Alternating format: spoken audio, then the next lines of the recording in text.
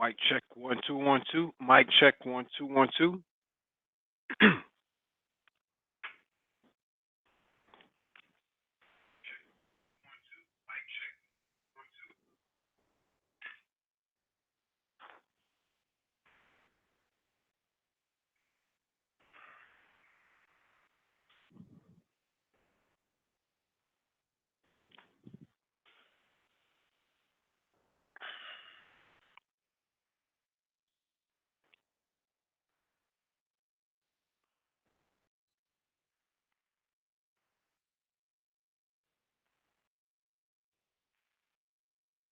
Can anybody hear me in the chat?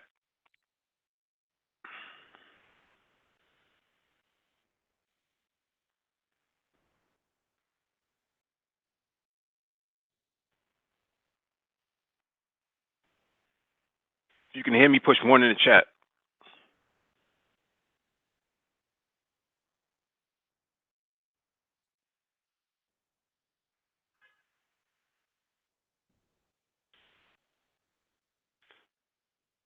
Rabani, what's going on? Black Uwu Strikes, what's going on? Thank you for the ones.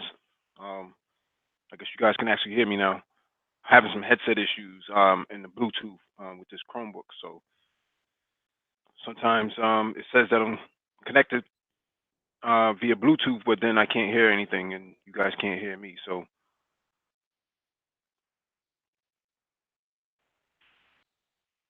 hey, Black Uwu Strikes, man.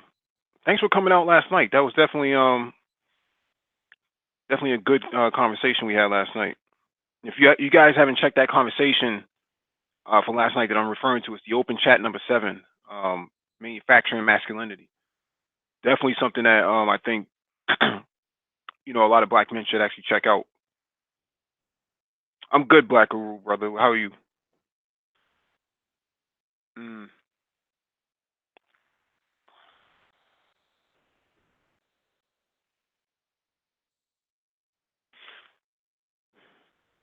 I'll give another 60 seconds before we get started, man. We're already late anyway, so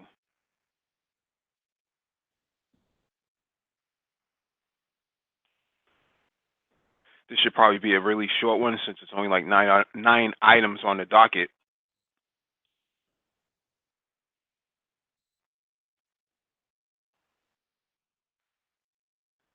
Ronan Black, what's going on, brother? Yeah, a lot of ADOS aren't really interested in East Asian politics, um, but society is moving east anyways, or at least the industries and markets are moving east. Everything's leaving the west, and black people would be crazy not to understand how this is going to affect them. Kareem Austin, what's going on? Not understanding that market shift and industry shift east is going to have severe impact on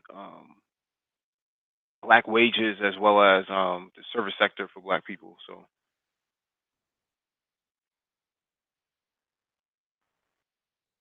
hmm complex design, what's going on, man?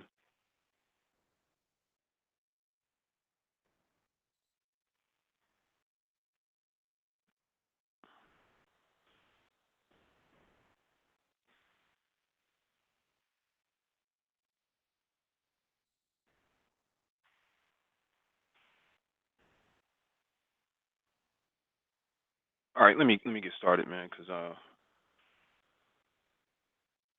not going to read this whole item, the first item on the docket, but we can get started anyways. So,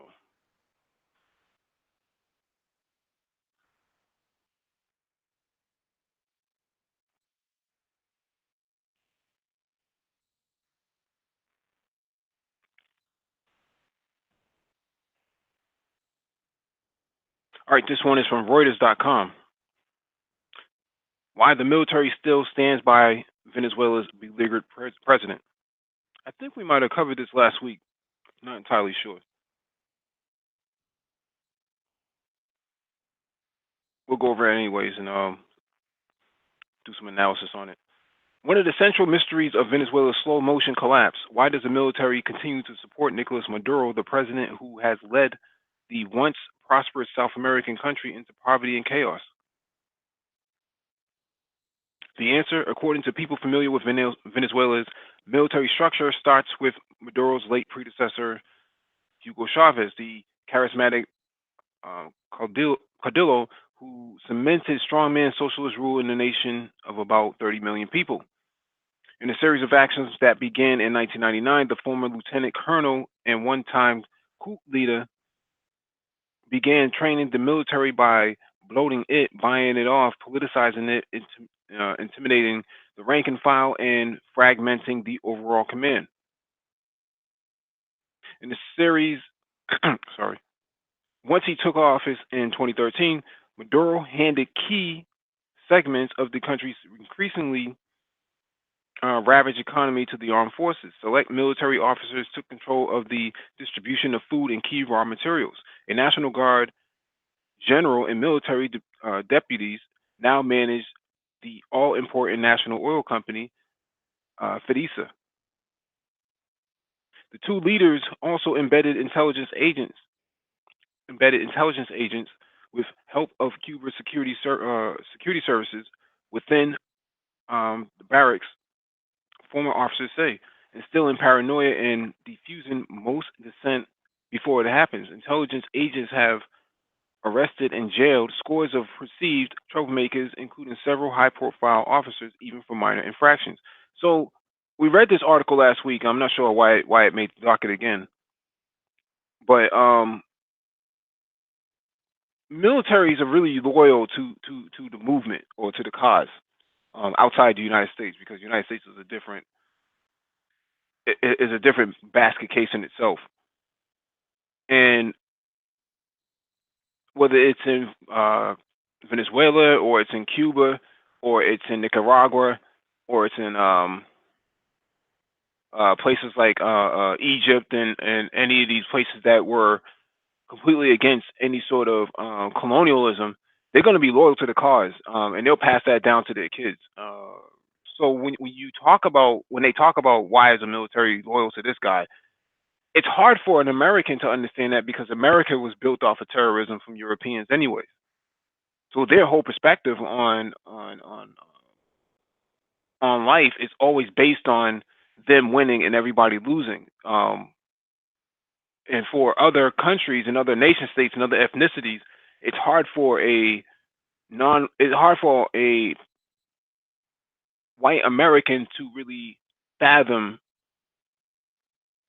why socialism rules in that country, or why communism is alive and kicking inside Cuba, or why other countries adopt methods of operation, ways of life that are not consistent with American values. And American values are always based on white people winning, everyone else losing. We saw that with Tulsa, Oklahoma. We've seen that with slavery. We saw that with the Native American, the indigenous people. So from the white person's perspective, the white American person's perspective, it's always based on them winning, everybody else losing, even if that means that someone has to die. That's their perspective.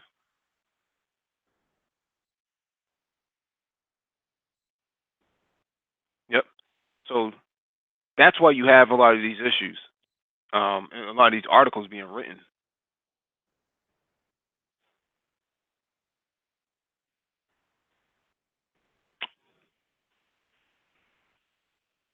Let me get to this next article.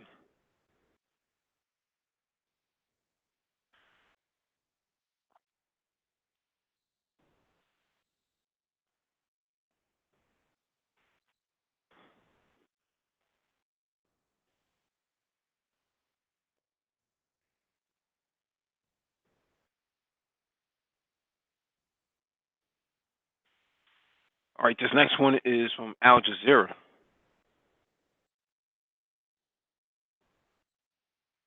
Nelson Mandela's grandson slams Israeli apartheid.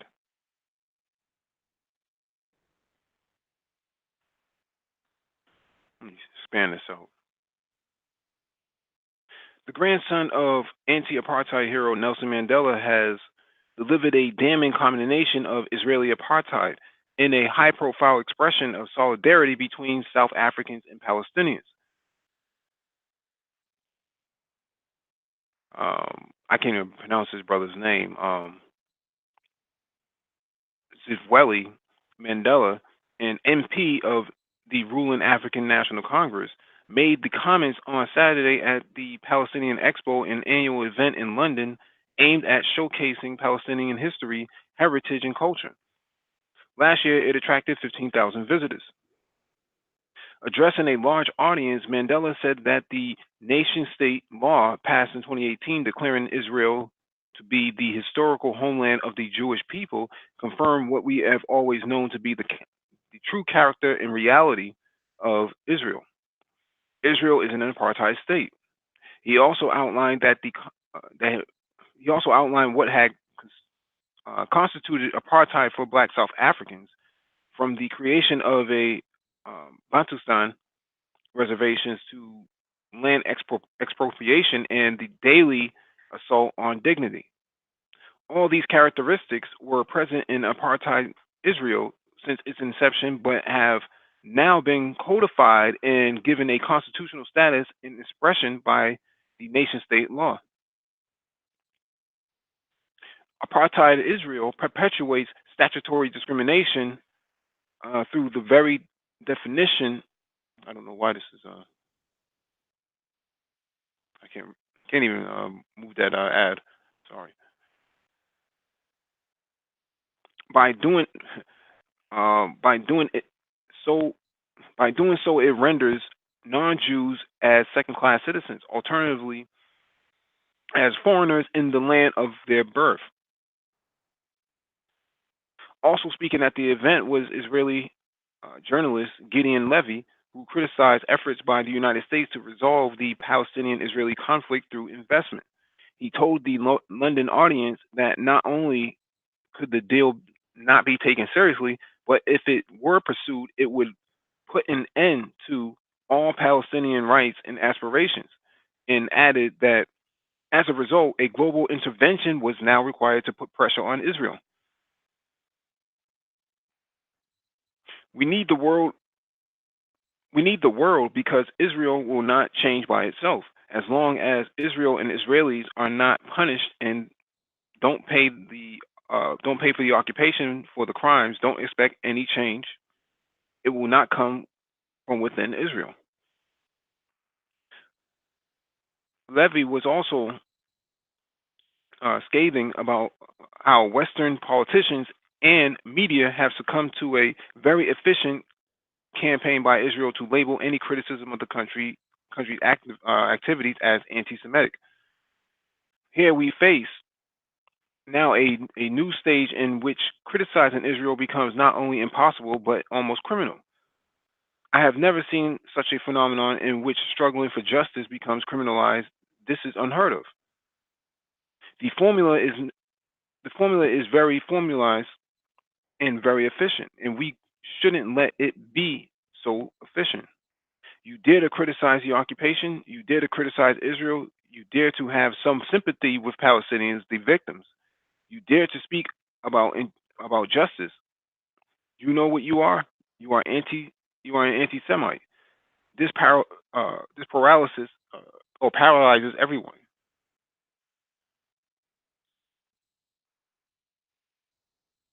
Elon Pape, a professor at the University of Exeter and director of the European Center for Palestinian Studies, also blasted the mainstream media's coverage of Israeli activities and such, and how these have been concealed behind the fabrication of institutional anti-Semitism. Pape, eh, Pape said it was important to acknowledge the historical context in which the treatment of Palestinians in areas such as Gaza had taken place. Unfortunately, the world doesn't know what goes on in Gaza. In this country, the mainstream media, whether it is Sky News or the BBC or the main newspapers, don't mention the Gaza Strip. They mention every word that they think attests to institutional anti Semitism in the Labour Party, but they would not mention what happened yesterday when 49 young Palestinians were shot by Israeli snipers. Neither did they mention the 52 who were shot last week.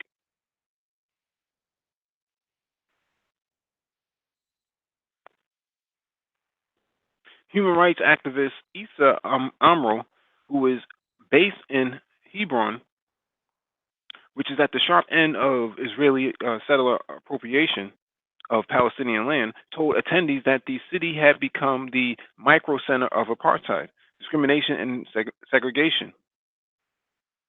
Amro described his activism trying to resist the growing scale at which Palestinian homes were being demolished by the Israeli authorities in order for settlers to take their land and resources. He said demolitions had increased significantly since Donald Trump became the U.S. president in early 2017. The current Israeli policy was to now even require some Palestinians to demolish their own homes. Don't be afraid of anti-Semitism, because the message of this conference should be that criticizing Israeli human rights violations is not anti-Semitism, he said.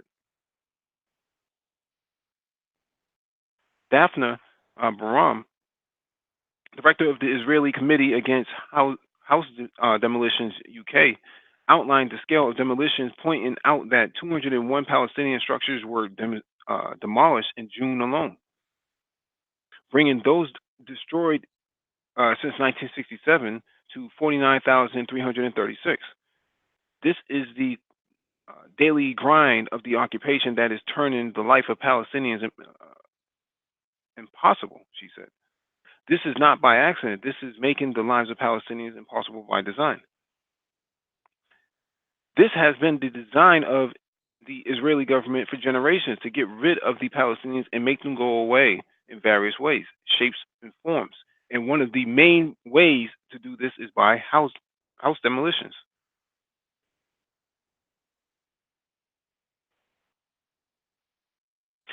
Palestinian journalist and author Ramzi Baroud, who had just returned from a 10-day solidarity tour to Kenya, told the event in the UK capital that a new front in Palestinian activities should be aimed at developing the world. Palestinian activism had neglected the global south because of the Oslo peace process and a changing discourse that had convinced people that their fate lay in the capitals of the developed world. But Israel has rediscovered the global south, and they have penetrated Africa and South America and other places, Baruch said. We need to go back there, and we need to resurrect their solidarity. One thing about Africa that I noticed, sorry, one thing about Africa that I noticed is that we don't have to contend with the tiny little bits of disclosure. Nobody accuses you of anti-Semitism. It is not even on the agenda of African audiences. What they talk about there is national liberation. So this is actually good news that Nelson Mandela's grandson is out there representing, doing the work. I myself do solidarity work with Palestinians on the weekends, so I know there's a lot of melanated people out there really putting in work and really passing off information and strategy as to how to combat a lot of the systemic racism and institutional racism, as well as the apartheid sort of policies that Israel has. Uh, a lot of what Black people went through in Jim Crow from 1865 to 1965, a lot of that is what Palestinians are going through now. So they're always trying to learn as to what Black people were doing in America to combat that and how they survived that. Because for Palestinians, um, their their condition is very unique because that's actually their land, right? And for Black people in America, um, they came from one horrible situation and went into another horrible situation in transition, almost seamlessly.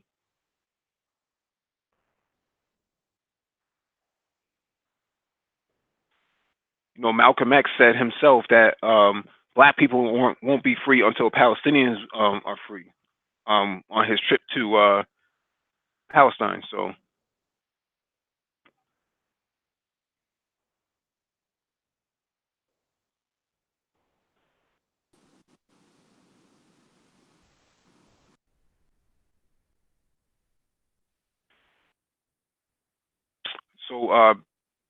building Palestinian solidarity is very important, at least for me, and it should be important for a lot of our intellectuals as well.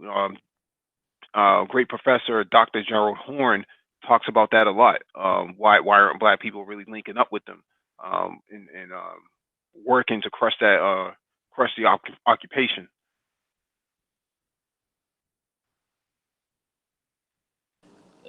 Hey man, hey, what's going on, Mike? Hey, what's going on, dude? Yeah, man, I just jumped in here. I think it's a great point because Dr. Gerald Horn he talks about how um, in a couple of his books, but he does generally speak about how black people here in the United States have made a mistake with respect to just trying to deal with everything here locally and not dealing and linking up with international movements because that's classically how we've actually made gains here in this country was through that as well. Hmm. When Africa was certainly going independent, we were very involved with that. Black people were very involved, and they were involved with us. And Nkrumah and all them, they were all a part of what was going on here. Um, and you know, we even looked at international movements from China, literally, um, and of course Cuba and so forth. So that was a big part of the Black solidarity movement that a lot of people don't speak about. Hmm. But we certainly need to reaffirm that. Dr. Gerald Horn talks about how some of our politicians like Parent Mitchell and others, Hmm. very influential. Um, you know, uh, Congressman, they called him the 51st senator or something like that. I don't know, because he was he was so strong in the House. But a lot of these guys, he thought they missed the boat, literally by just trying to deal here, just from a national, local perspective, to try to make change when that wasn't enough. You had to really put a lot of pressure on the United Hmm. States externally as well to do certain types of things. And certainly that solidarity movement within Palestine and other areas are important. Yep. And we should, without question, be politically involved with that, have some say. I know the Black Lives Matter movement was making some inroads with them, even though they were heavily discredited through the media and so forth. But there was a lot of political reasons as to why people didn't want them linking up with the Palestinians. But we should, from a grassroots level, be working with them because, helping them there will actually help us here to put a lot of pressure on us. And if we're going to look at reparations and these types of things, we're going to need very strong external, international support for that as well. I know a lot of people are not making that connection, but we certainly are going to need to do that. Yeah, because that's what they're looking at, right? So, in order for them to get their land back from the occupiers of Israel, they have to look at reparations as well. Yes. So, whatever black people do in America is reverberated across different countries and different continents, because it's always it's a case study for them as to how to deal with occupation, how to deal with oppression, how to deal with racism. What are the strategies? The Black Panther Party um, and Yasser Arafat were talking. They were communicating back then. Yep. A lot of people don't realize that the organizing of the Black Panther Party was a benchmark for other resistance movements across different continents and in different countries. I mean, we saw very strong movements being made. Let's say with Gaddafi and his Hmm. Libya, and his part, and his regime, with let's say the Nation of Islam and so forth. I mean, these guys really were making some connections that the United States found terrifying because they kind of understood what that meant. how hegemony is maintained for many for many empires and kingdoms, but keeping the smaller states and other people from linking up, keeping people from coalescing.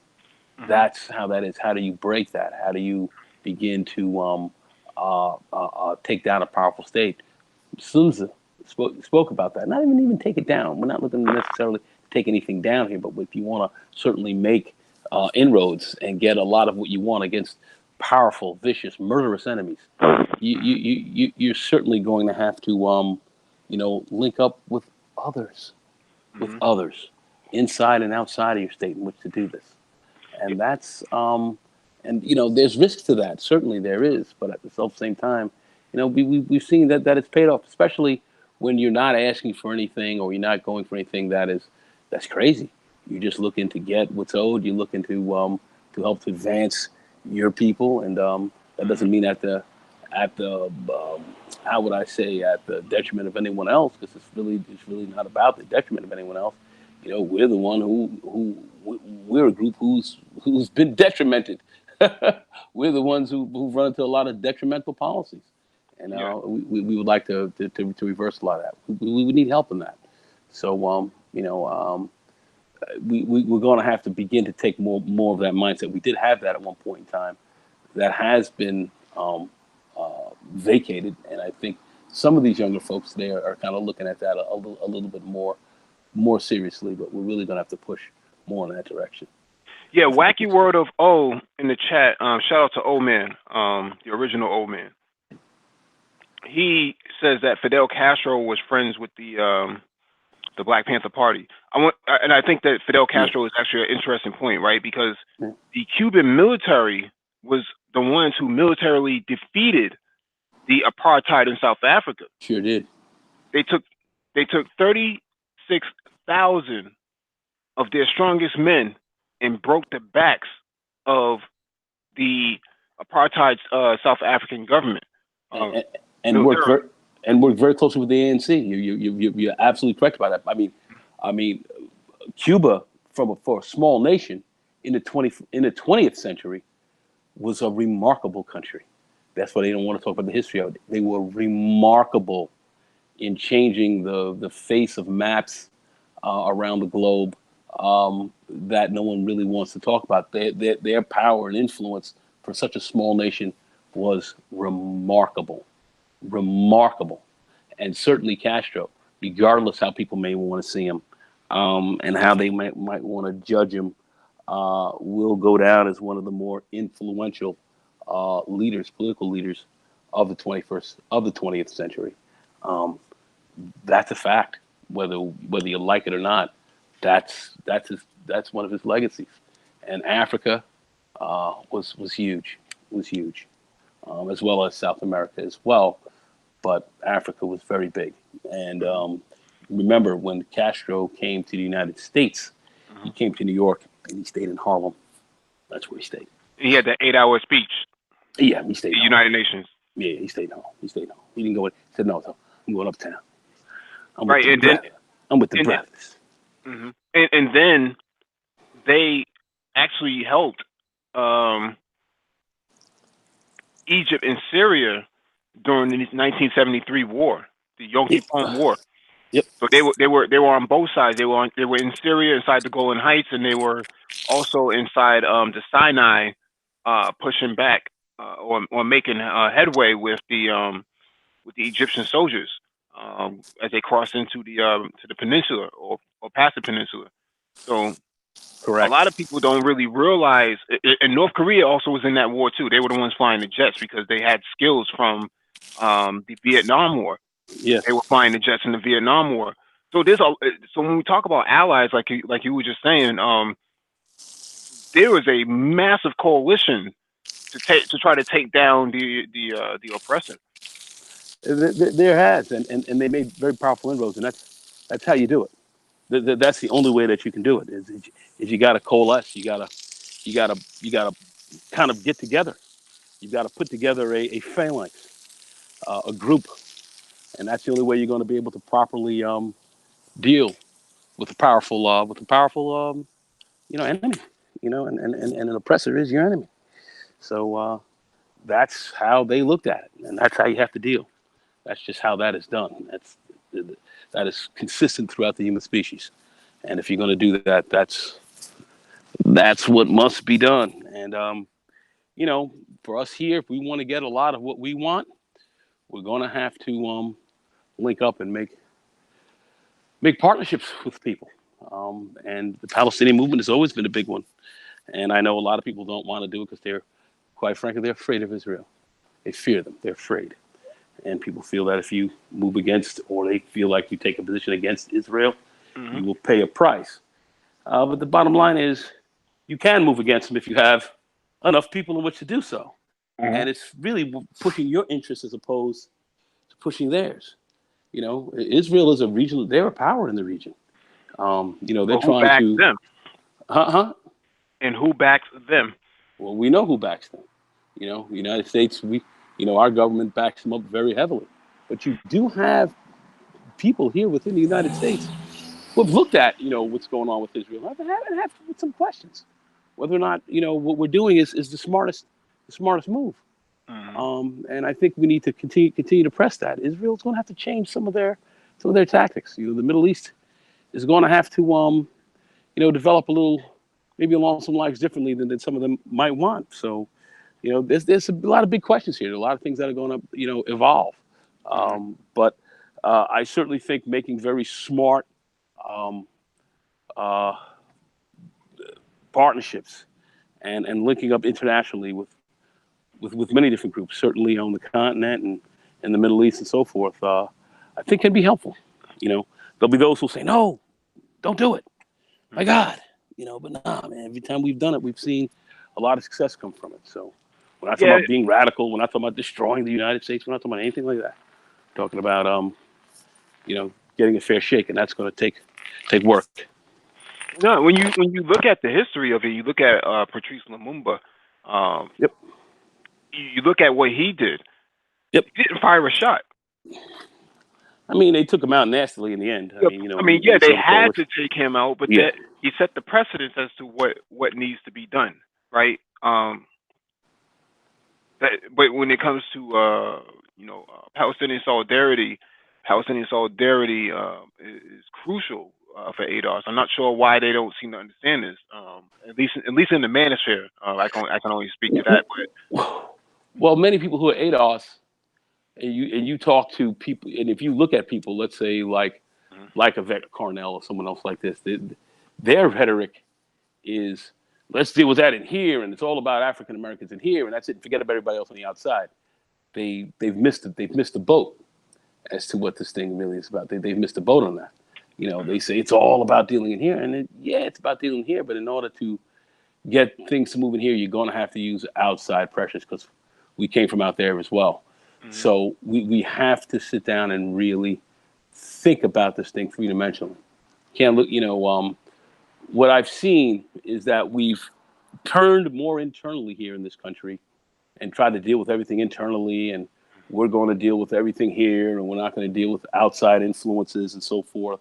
That could potentially be helpful or put pressure here politically, and we've lost a lot because we've done that. We've lost a lot. They've turned a lot of things around. You've got a Supreme Court and so forth and all that right now that's getting ready to turn the clock back on you in some big ways. We've lost. We haven't gained a lot. We've lost, and that's going to continue to happen. We have to look at what's going on because you have an enemy here in this country that is very much against you.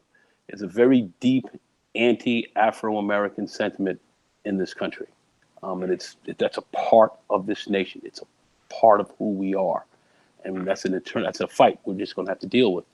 And we should be using almost anyone that we can, hmm or linking up with almost anyone to help us do it. I'm not saying go to Al Qaeda and start dropping bombs and all that. No, I'm saying that politically, we should be linking up with some very smart strategic moves that could help bring a lot of pressure here in this country, and that we can also help to make changes externally as well. I know a lot of people have some issues with that because we're so parochial in our thinking, but I think it's time for us to start breaking out some of that, and we can get into that more. But that's just my sentiments, and Dr. Gerald Horn's and others as well. All right, let me get to this next article. This one is from PressTV.com.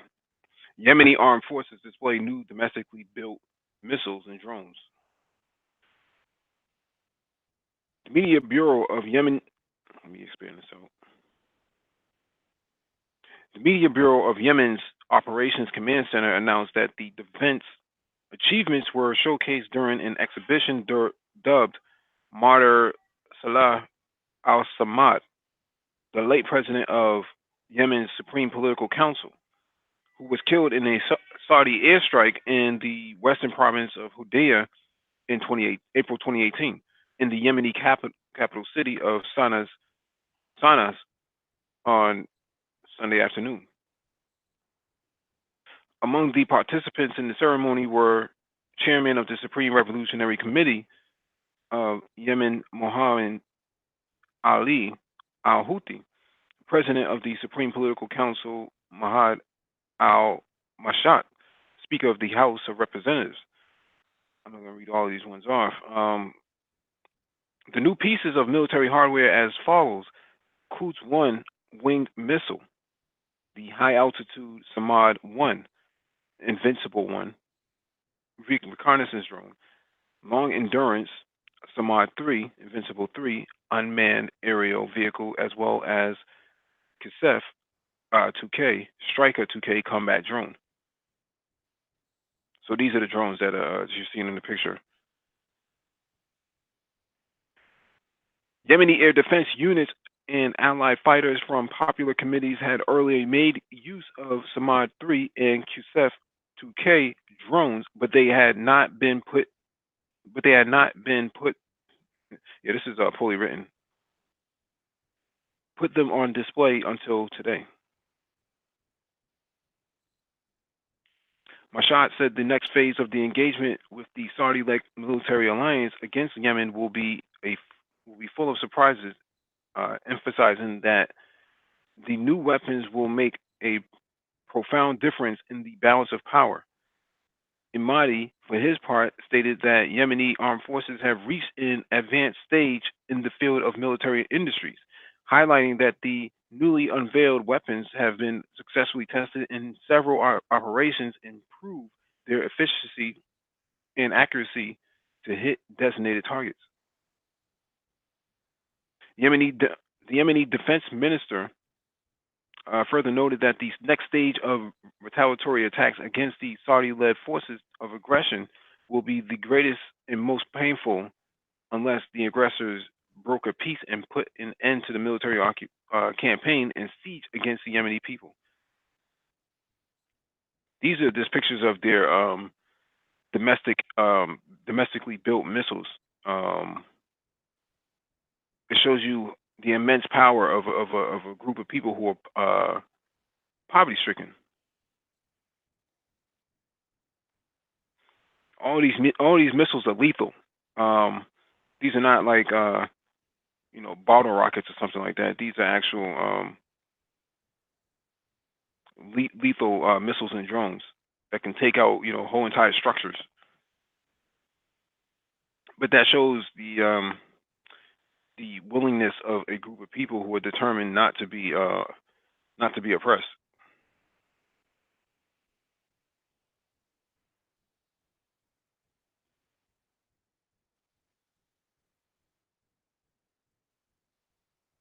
They bought those missiles.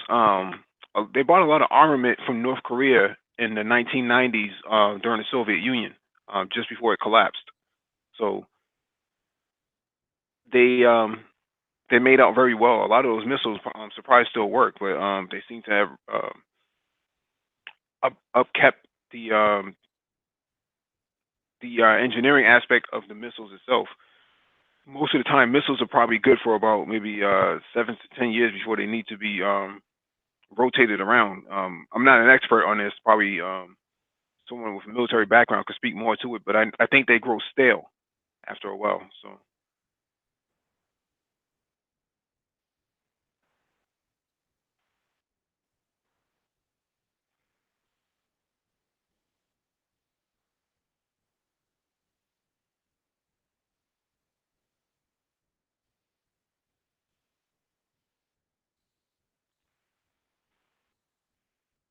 uh,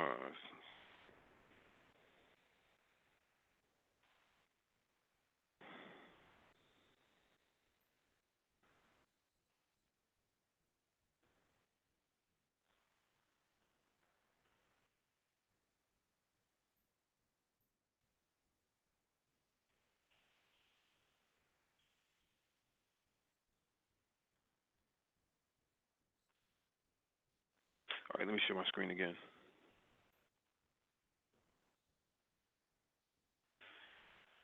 All right, this one is from Stratfor.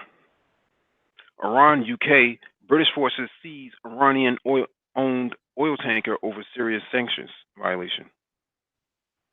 British forces have seized an Iranian owned oil tanker off the coast of Gibraltar over allegations that the vessel was violating EU sanctions on Syria by delivering crude to the country, Reuters reported July 4th. Why it matters. The seizure raises the probability of similar incidents taking place in the Strait of Hormuz, potentially in the form of Iranian retaliatory measures.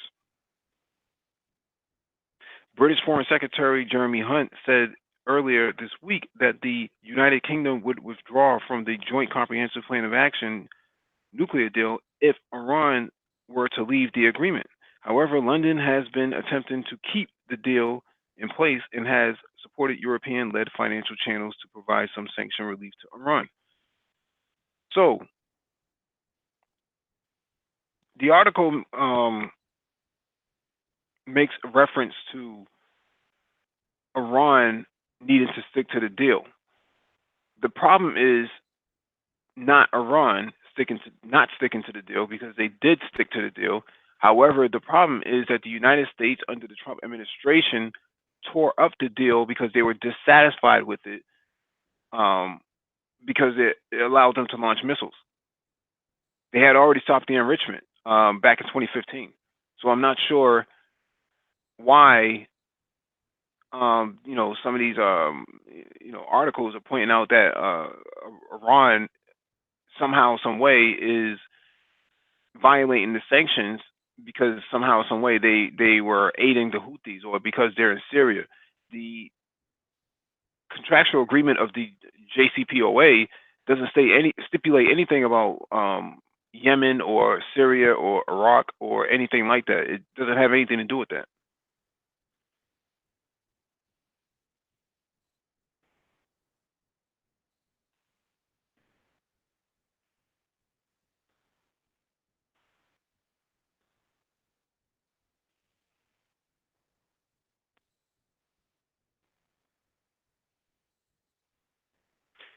All right, let me get to this next one right here, because this one is very important. This just happened a couple hours ago. Iran accused of botched UK tanker raid just day after U.S. call to arms against Tehran. Spin this out. 5 armed Iranian military boats have allegedly approached a British oil tanker in the Persian Gulf, requesting the vessel to change course, but were scared off by a UK warship, a U.S. defense officials claimed. The incident reportedly happened on Wednesday when the tanker British Heritage was sailing through the narrow Strait of Hormuz. Anonymous government officials told CNN and Reuters. The boats, apparently belonging to the Islamic Revolutionary Guards Corps (IRGC), allegedly requested the British vessel to change course and enter Iranian territorial waters. However, after a verbal warning from a Royal Navy frigate, the boats backed away and let the tanker pass. The UK Ministry of Defense has yet to comment on the reports that claim the entire incident was filmed by U.S. aircraft. The report named the warship as HMS Montrose, a British frigate last seen escorting the tanker Pacific Voyager to the UAE port of Fujairah on Monday. The BP-operated Heritage was bound for Basra in Iraq, which made an abrupt U-turn in the Persian Gulf on July 6, after the Royal Marines had seized a Panamanian-flagged tanker carrying Iranian oil off Gibraltar. The British tanker was last reported sheltering in Saudi waters out of fear of a possible Iranian reprisal. Just on Tuesday, the U.S. announced it was looking to put together a maritime coalition that would ensure freedom of navigation both in the Straits of Hormuz and Bab al Mandeb. The chairman of the Joint Chiefs of Staff, General Joseph Dunford, said the U.S. is in contact with a number of countries to see which ones have the political will to support the initiative. Previously, Washington had accused Iran of being behind mysterious attacks on two oil tankers in the Gulf of Oman, as well as two other vessels in the Persian Gulf. Tehran denied the accusations, and even the countries whose ships were damaged were likewise not convinced. But with the Pentagon's announcement, it will build a global consensus against Tehran and the calls for a maritime coalition, a pretext for eventual war with Iran could be just a matter of time. This is stupid. Um, this is extremely stupid. If you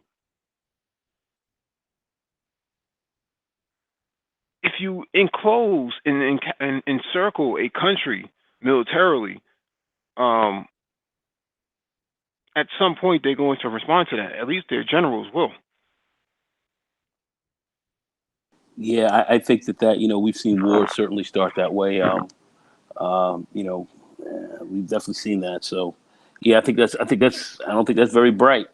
I know the Strait of Hormuz and a lot of stuff that's going on over there right now is it's a lot of rattling that's going on. But when Hmm. you encircle the country, they're going to start to respond to some of that. I mean, let's take a look at even China. We've tried to encircle them, and we've encircled other countries, and they're doing certain things to respond to some of this. So um, I don't know when this thing goes all the way hot, but it looks like we're pushing for something to happen. Hmm. Yeah, I mean, you encircle them and then you choke off their supply chain, and they can't export, they can't import. I mean, you're basically trying to pull a Cuba. You're basically trying to Yeah, push the Monroe embargo. Doctrine. Yeah, you're basically trying to push the Monroe Doctrine inside Iranian waters. Very dangerous game. Well, we start to find out. You read an article last week where you said that Israel was able to go into Iranian airspace and not be and go undetected. Hmm. So I don't know if Israel has, I mean, excuse me, if Iran has solved that issue as of yet. But if they're able to do that, then maybe maybe they feel pretty confident that they can um, they can do well in this type of conflict. I don't know. I don't know. I wouldn't like to see it, but I don't know. Maybe a ground war wouldn't be in the favor of the United States. I mean, they would get bogged down pretty easily. But a aerial war, they will probably just win that, right? I mean, wouldn't be hard, but you're not going to attack Iran without a response from China and Russia and India. India would lose, two I would thirds. have to agree. Yeah, India would lose two-thirds of their energy supply. I spoke with an Indian person just the other last week about this, and he said, "Oh, well, India would just find other resources." That sounds great theoretically speaking, but if India loses 2 million barrels a day in oil, and they're down to less than 100,000 because of a conflict, a political conflict, or a military conflict. They have no other choice but to respond. Yeah, yeah. I mean, I have to agree. I think it would be very stupid, and you're talking about a lot of destruction, Mhm. which I think would not work in the favor, especially in the European theater. So, nah, man, not a good move from what I can see. Mhm. From what I can see, not a very smart move. But who knows? Who knows what will happen? Yeah. Let me read this next article. This one is from Al Jazeera. U.S. wants military coalition to patrol waters off Iran and Yemen. The move comes after the Trump administration blamed Tehran and its proxies for attacks on tankers in Gulf region. Let me expand this out. The United States says it's working to form a military coalition to protect commercial shipping off the coast of Iran and Yemen amid heightened tensions in the region following attacks on oil tankers in the Gulf. Under the proposal, a coalition of nations would patrol strategic waters in the Gulf area and the sea between the Arabian Peninsula and the Horn of Africa, the chairman of the U.S. Joint Chiefs of Staff said on Tuesday. We are engaging now with a number of countries to see if we can put together a coalition that would ensure freedom of navigation in both the Straits of Hormuz, and Bob al-Mandab said Marine General Joseph Dunford, a chairman of the Joint Chiefs of Staff. Dunford said the Pentagon had developed a specific plan and that he believed it would be clear within a couple of weeks which nations were willing to join the effort.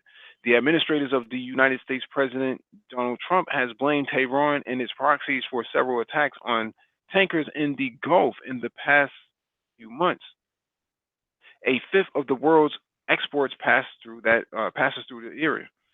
Al Jazeera John Hendren, reporting from Washington D.C., said that Trump has said the U.S. Should not pay for this. It should be the international military force. But the move presents the potential for conflict with Iran. After all, it's only weeks after the U.S. almost launched military strikes on Iran, Hendren said. The downing of the U.S. surveillance drone by Tehran almost brought the two foes to the brink of war. Trump had authorized military strikes on Iran in retaliation, but pulled back from launching them.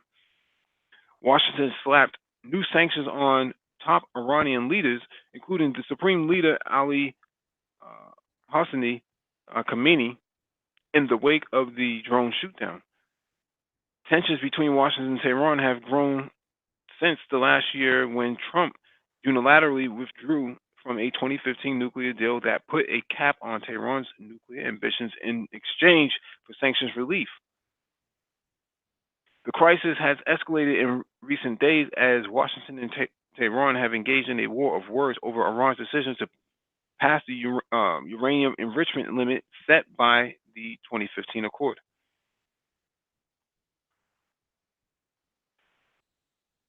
Tehran has asked other parties to the nuclear deal, France, Britain, China, Russia, the European Union, and Germany, to find ways to export its oil, a major source of revenue for its crippled economy that has been choked off by new sanctions, or it will scale up its nuclear program.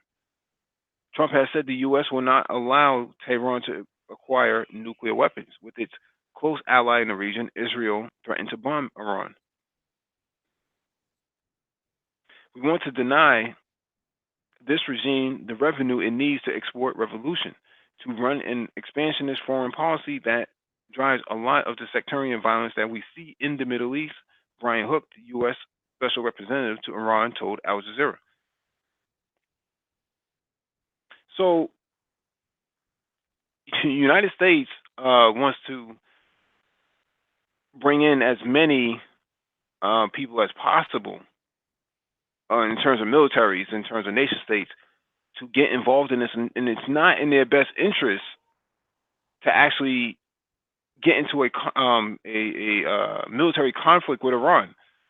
You know, if you're Canada, there's no way that the Canadians are benefiting from closing off the Straits of Hormuz or surrounding the nation state of Iran, putting their troops in the line of battle in the Red Sea and the Indian Ocean as they try to close off Yemen. There's no value there for them.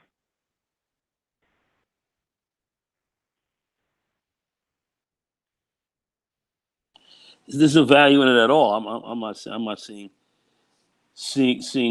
where there's any value in this either. So I don't know. Some of this is not making it's not really making sense from a military perspective. Mm-hmm. Well, I'm surprised that the Canadians even have a military. Like, who are they fighting? Canadians, the only thing that the last war I think the Canadians got involved in was wars with us. I mean, joining in with us. Hmm. Iraq, they had some troops there, and Hmm. they had some people, I believe, in Afghanistan, but I believe that they've withdrawn from that as well. So, you know, Canada doesn't really go to war with anyone. That I've seen. Literally, I don't. What was the last war the Canadians were really in?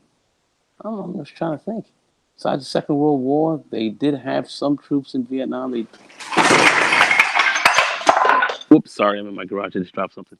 Um, there was some war that they were involved in. I think Iraq, but no, I don't see Canada getting involved in much at all.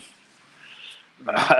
I don't know if anybody else can mention any wars that out there that they may know that Canada has been involved in I'm not familiar with. I'd be very interested to know because I'm definitely going to claim ignorance on that. I don't know of any other wars that they've been involved with. Well, they also bombed Syria a couple years ago, I believe in 2017 or 20. It was when Obama was in office, so it had to be like 2015. So there was a coalition of Australian and Canadian military aircraft, military personnel on the ground involved in occupying that part of the country. Right now, the Canadians are in Ukraine, um, basically training Ukrainian Sloboda soldiers, which are basically the Ukrainian version of the Confederates in the South.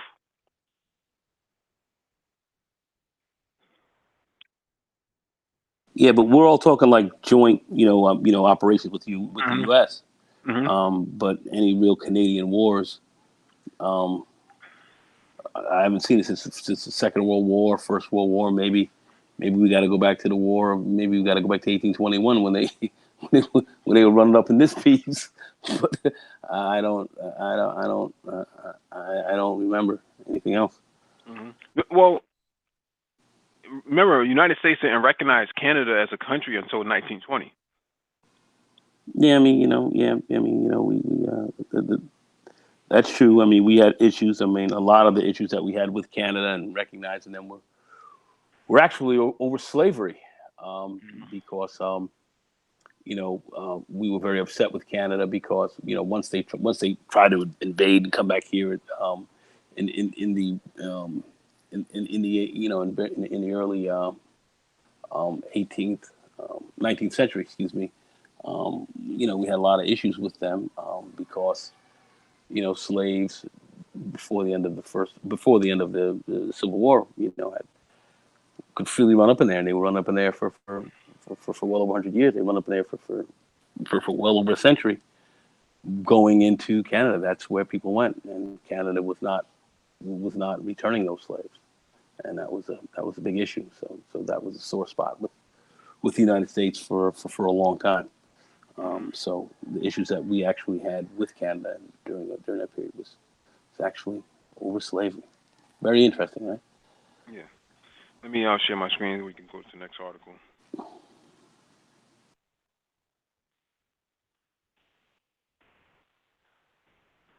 All right, this one is from foreignaffairs.com. The self destruction of American power. Let me expand this out. Sometime in the last 2 years, American hegemony died. The age of the U.S. dominance was a brief, heady era, about 3 decades, marked by two moments, each a breakdown of sorts. It was born amid the collapse of the Berlin Wall in 1989.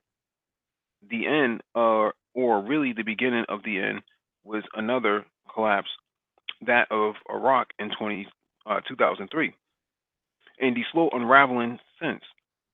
But was the death of the United States extraordinary status a result of external causes, or did Washington accelerate its own demise through bad habits and bad behavior? That is a question that will be debated by historians for years to come. But at this point, we have enough time and perspective to make some preliminary observations. As with most deaths, many factors contributed to this one. There were deep structural forces in the international system that exonerably worked against any one nation that accumulated so much power. In the American case, however, one is struck by the ways in which Washington, from an unprecedented position, mishandled its hegemony and abuses power, losing allies and emboldening enemies. And now, under the Trump administration, the United States seems to have lost its interest, indeed lost faith, in the idea and purpose that animated its international presence for three-quarters of a century. U.S. hegemony in the post-Cold War was like nothing the world had seen since the Roman Empire. Writers are found dating the dawn of the American century to 1945, not long after the publisher Henry Luce coined the term. But the post World War II era was quite different from the post 1989 one. Even after 1945, in large stretches of the globe, France and the United Kingdom still had formal empires and thus deep influence. Soon, the Soviet Union presented itself as a superpower rival, contesting Washington's influence in every corner of the planet. Remember that the phase, remember that the phrase "third world" derived from the uh, tripartite division of the globe. The first world being the United. This is behind a paywall, but this is actually a really good article. If you guys get an opportunity, I'm not a big fan of Fareed Zakaria, but I really think it's pretty interesting perspective. And I find it interesting that there's this desire that the United States should be in a hegemonic position, and they should run. And you have to understand what hegemony really encapsulates. You're talking about the term toxic masculinity is derived from hegemony. So when you talk about the United States being a hegemony, you're talking about dominating, literally dominating countries that comes in its path or that it sees in its path, and that would mean that those who are in its path need to submit and surrender, and they have no agency anymore.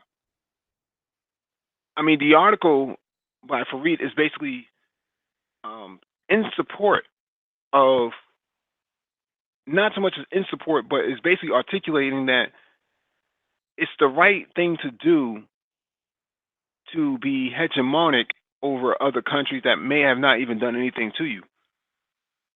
Um, and you see this with Iran, right? This desire to crush Iran and make them pay for the 1979 revolution um, that threw out the Shah, or to make the North Koreans submit because um, they don't like communism, or make the Venezuelans surrender because they don't like socialism, or put an embargo on Cuba because they had the audacity to take back a country that was being occupied and run by puppets from within Washington, and the mobsters who benefited from it.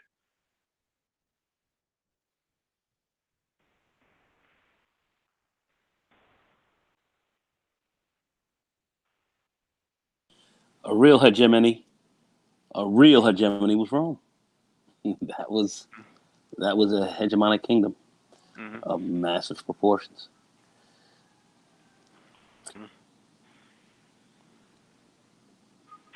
Yeah, real interesting article. Actually, let me read this one now too. We have some time, so.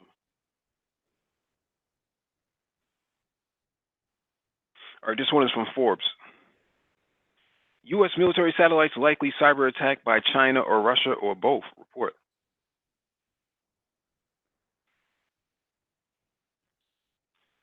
Cyber warfare hit the headlines last month when U.S. retaliated when the U.S. retaliated against Iran's downing of a surveillance drone with an offensive cyber strike to disable the computer systems that used to control rocket and missile launches.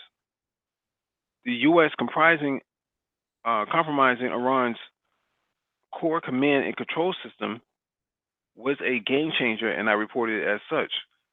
New research from a leading think tank has turned the tables on that theory, suggesting U.S. and NATO command and control systems are themselves open to compromise because of vulnerabilities in the satellite systems carrying mission critical data. Cyber attacks on satellites have the potential to wreak havoc on strategic weapons systems and undermine deterrence by creating uncertainty and confusion. Chatham House claims in a significant and complex challenge due to the absence of warning and speed of an attack, the difficulty of attribution, and the complexities associated with a proportionate response.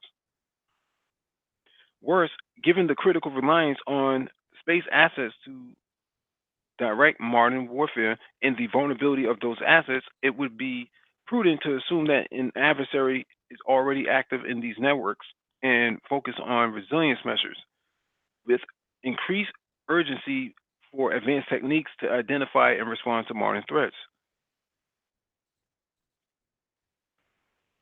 The enemy here is not Iran. It does not have sophistication. The sophistication.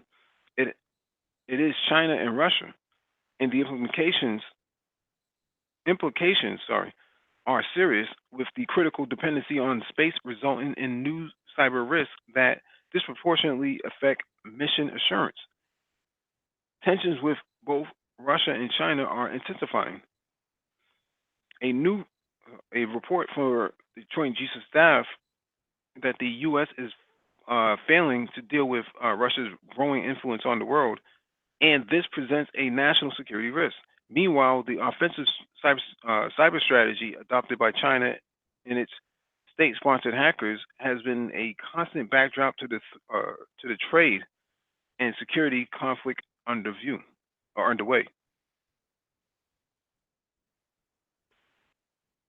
For Chatham House, both China and Russia prioritize electronic warfare, cyber attacks, and superiority with the electromagnetic battlespace. And both nations have a key focus on preventing adversarial satellite based communication systems from impacting their operational effectiveness. The implication is that those two nations are the adversaries likely to have set out set out to compromise the satellite networks used by the U.S. and its allies.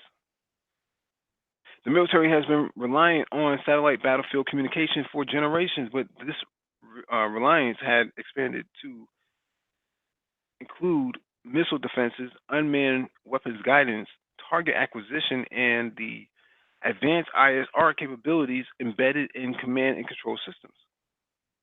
In the event of crisis escalation, such as in Ukraine, the Middle East, and South Asia, the assumption is that weapon systems will perform as planned.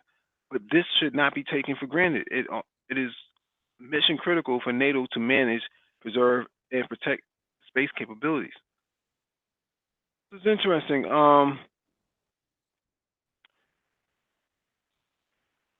Which I don't know how they do it personally. Um, I work in cybersecurity, and I still don't understand how they figure out who's doing what in terms of attacks, because they usually call it APT. So APT stands for Advanced Persistent Threat, and there's a numeric value that goes on behind it. The point here is that there is no way for them to tell if it was Russia or China who lost the attack unless they have some credible evidence. One of the clumsy things that amateur Chinese hackers tend to do is that they leave their characters behind, because the Russian alphabet and the Chinese alphabet goes past 26 letters, unlike the English alphabet that has only 26 letters. So when you leave certain characters behind in in an attack, then it's easy for them to decipher who really did it. Russian alphabet has at least 32 letters in its alphabet, if I remember correctly. So that sometimes they may translate certain words, and then that leads to certain characters left behind in terms of their alphabet.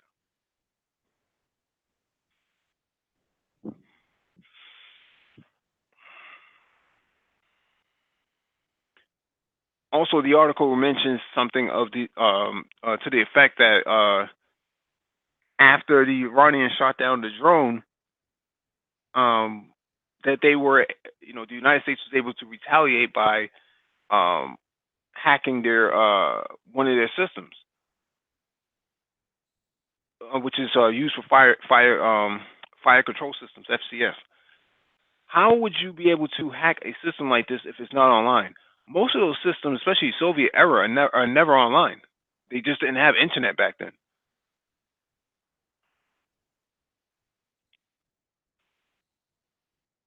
You're going, yeah? I'm here. Okay. I'm here. Okay. Yeah. So yeah, it's interesting to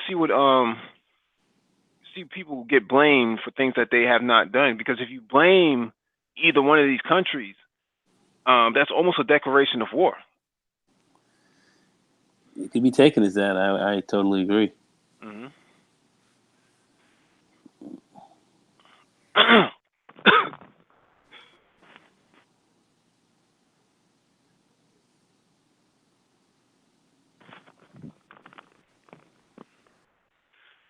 All right, let me get to this next article.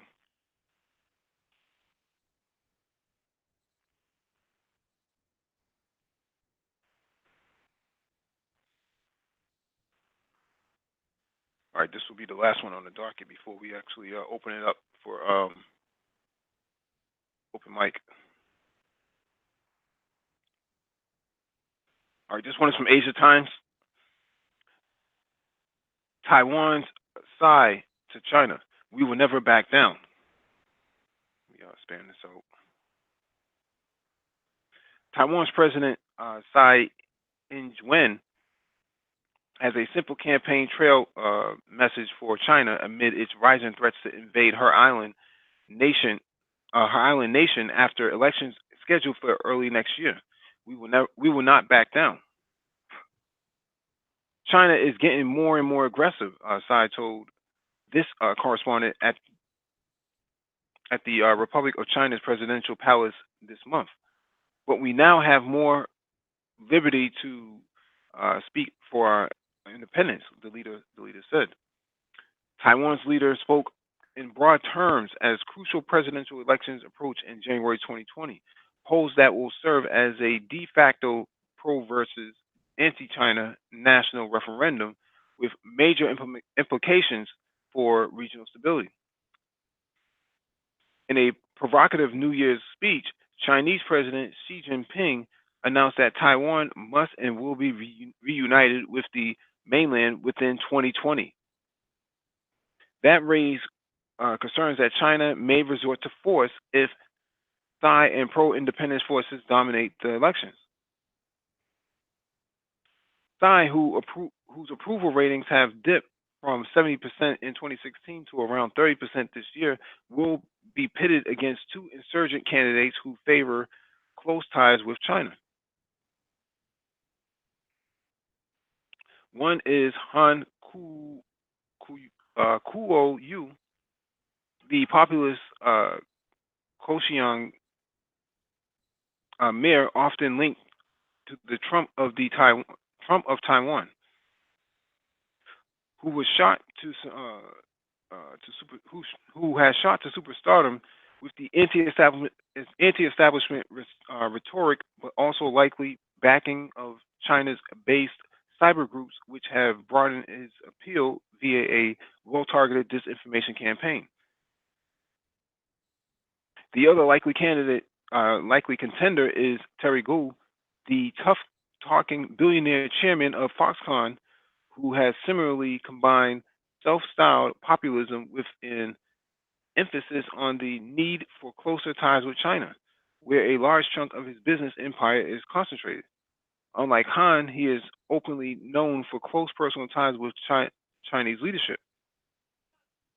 Both Ha and Gu are expected to emphasize the necessity for closer economic ties with China and challenge Xi's pro independent stance.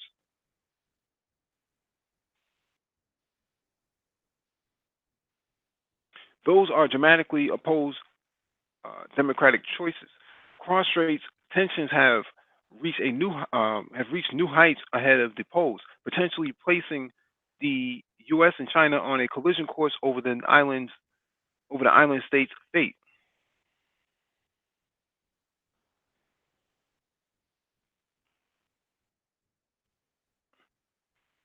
Most recently, China deployed its flagship Liaoning aircraft carrier along with five military vessels escorts to the Taiwan Straits, a show of naval force which dwarfs Taiwan's power projecting capabilities. In April, for the first time since 2011, Chinese jet fighters brazenly crossed the median line separating the airspace between mainland China and Taiwan.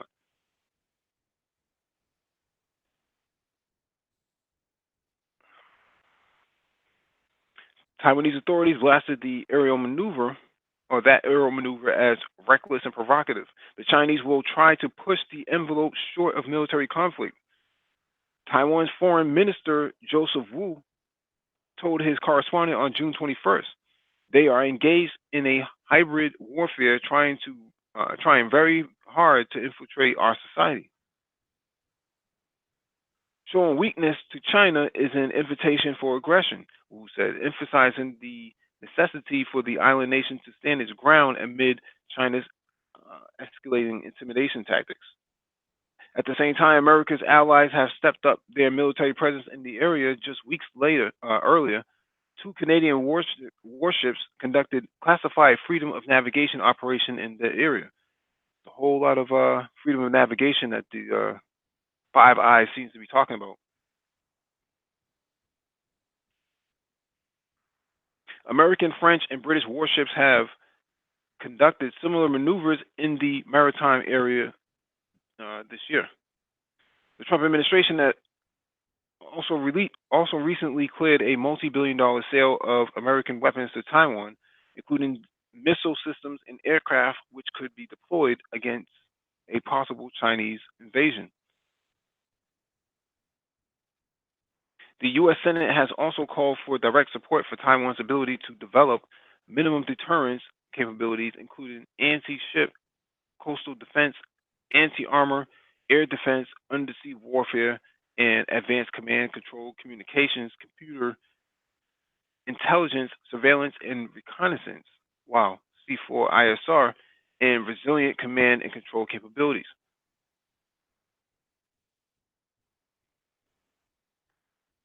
Si's cabinet ministries told the author that they believe the Trump administration is now more supportive of Taiwan's de facto independence, witnessed in the growing frequency of meetings between American senior officials and Taiwan's leadership and deepening military interoperability.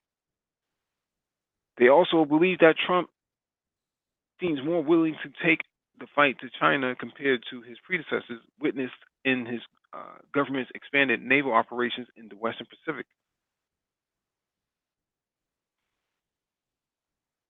China is clearly banking on its immense asymmetry of power vis-a-vis Taiwan. The PLA boasts up to 1 million troops, 1,500 jet fighters, 33 naval destroyers, and close to 6,000 tanks, according to the latest U.S. Defense Department report.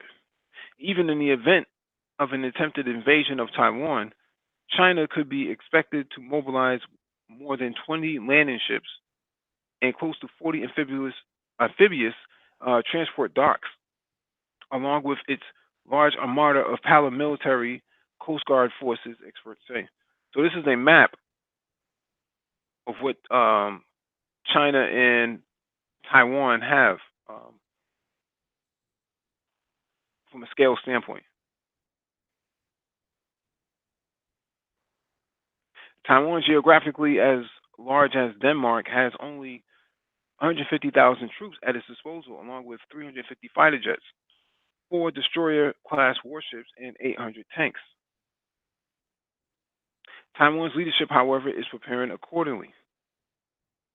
During a major military drill held last month against a possible Chinese amphibious invasion, Taiwan's military spokesman, Major General Chen Chong-chi, made it clear that the island nation is combat ready.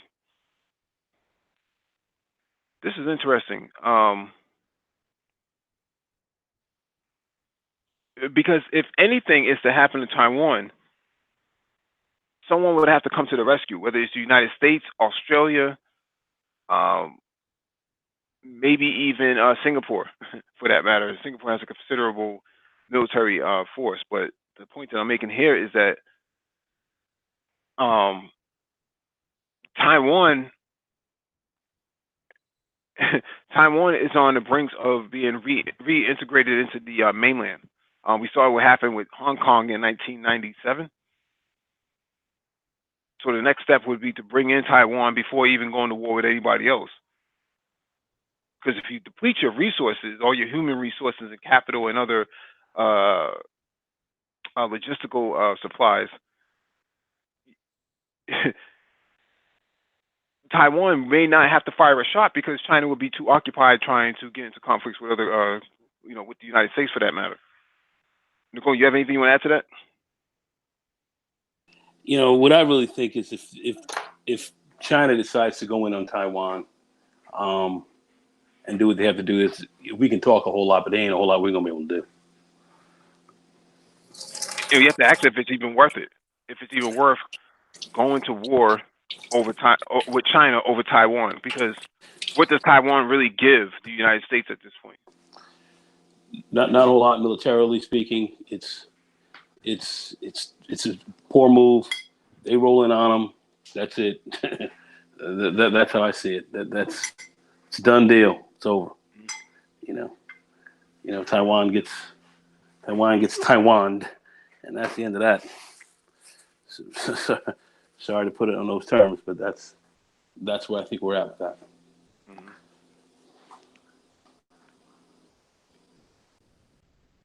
Yeah, a military conflict wouldn't be in the best interest of Taiwan at this point. In reality, they could probably hold out. They could probably hold out for a few hours, maybe even 24 hours, if they have all the sea mines set up in the straits, right? So the first thing that's going to happen is that any sort of beach landing that the Chinese plans to have, they're going to lose a considerable amount of ships going in because of all the sea mines that's going to be used and all the coastal battery systems that would be launched against all of their ships coming in. They would take immense casualties trying to get up to that beachhead. And once they take the beachhead, there's no guarantee that they can hold it, because those China's Air 800 Force would just roll in there, roll those boys up, man, in 24 hours. Then they'd have a ridiculous beach landing, and it's ridiculous, man. They're there in their hemisphere, strong as hell. Forget about it. Not any Taiwan couldn't do jack.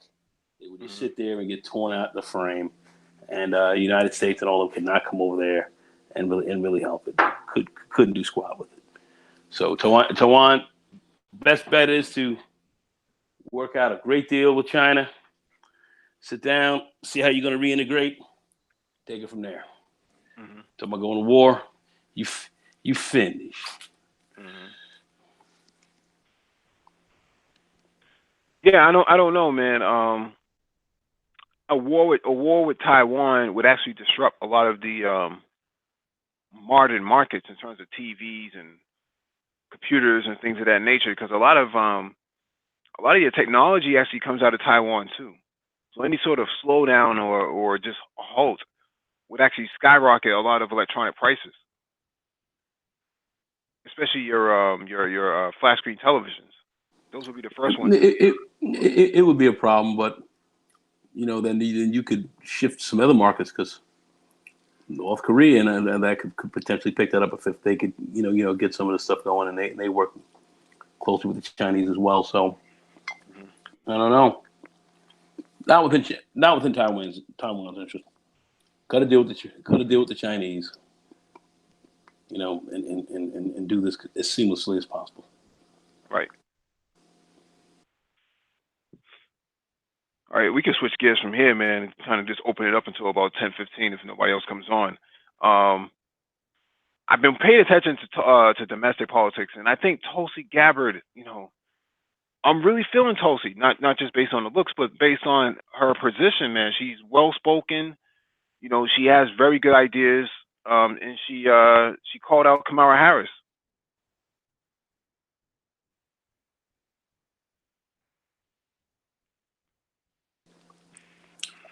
Yeah, but she ain't got a snowball's chance in hell. I like her You too, but mean you mean for president or just overall in getting into cabinets? you talking about getting into the cabinet? You saying? I'm You saying talking about if all else fails. yeah. It's possible, but the way I'm looking at it right now, and I'm looking at how the Dems are kind of lining up, I'm looking at a Trump landslide. It's horrific as that may sound. Hmm. Trump landslide.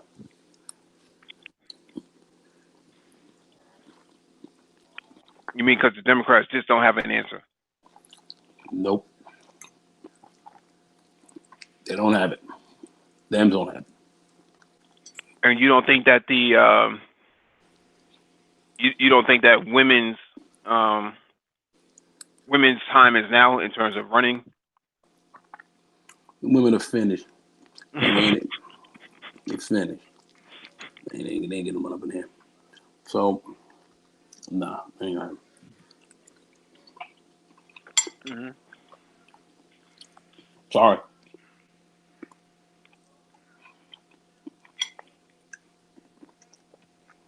I do Emperor. not. I do not think the Dems have their act together.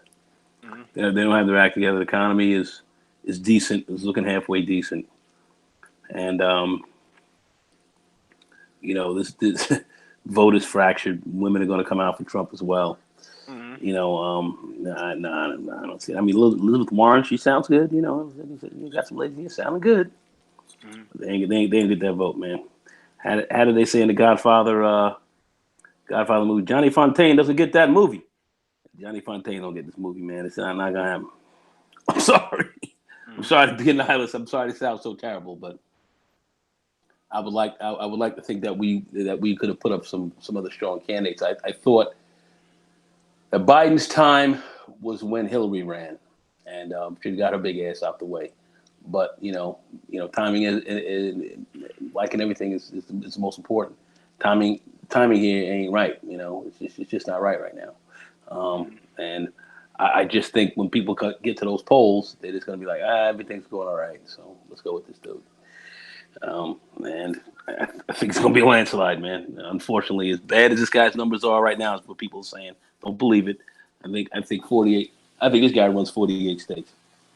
Anyway, go ahead. I mean, something like 45, 46 states, something like that. New York maybe, and California, and maybe Vermont, and or something else like that will be. But I think Mhm. everything.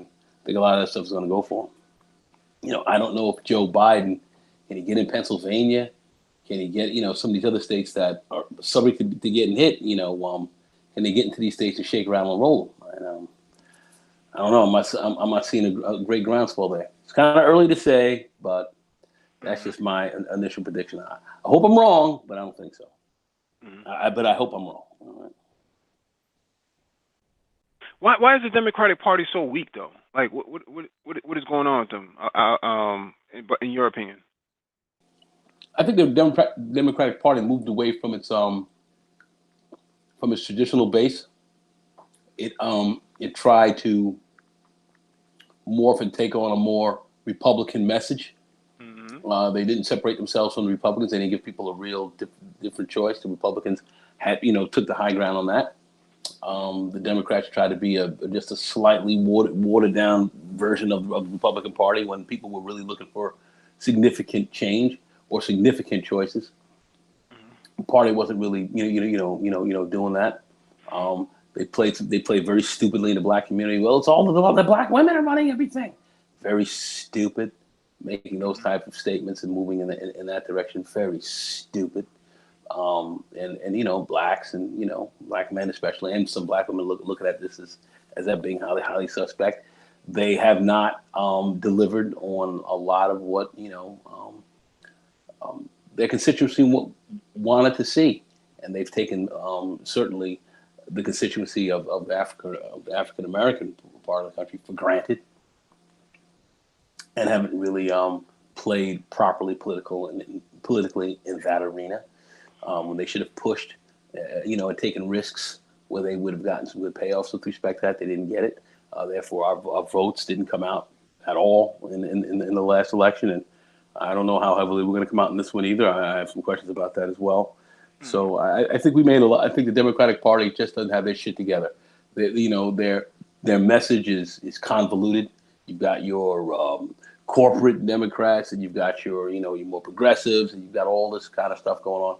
The Democratic Party just doesn't have their act together, and they really blew it heavily with Hillary, with that bullshit back in 2016, letting her get in there, and going after they blew it. So the Democrats, in my view, are stupid, relatively short-sighted, and they just, they lost a lot of golden opportunities they had, and they first really lost it first when Obama got in the office.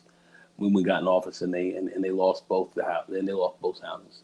They haven't recovered from that since, and they had a golden opportunity. So that's how stupid they are. And so I don't respect the Democrats too much at all. Yeah, yeah. I also agree with you. I also think that the Democratic Party lost the black male vote, and they've done nothing to represent or look out for the best interests of black men or their black male constituents.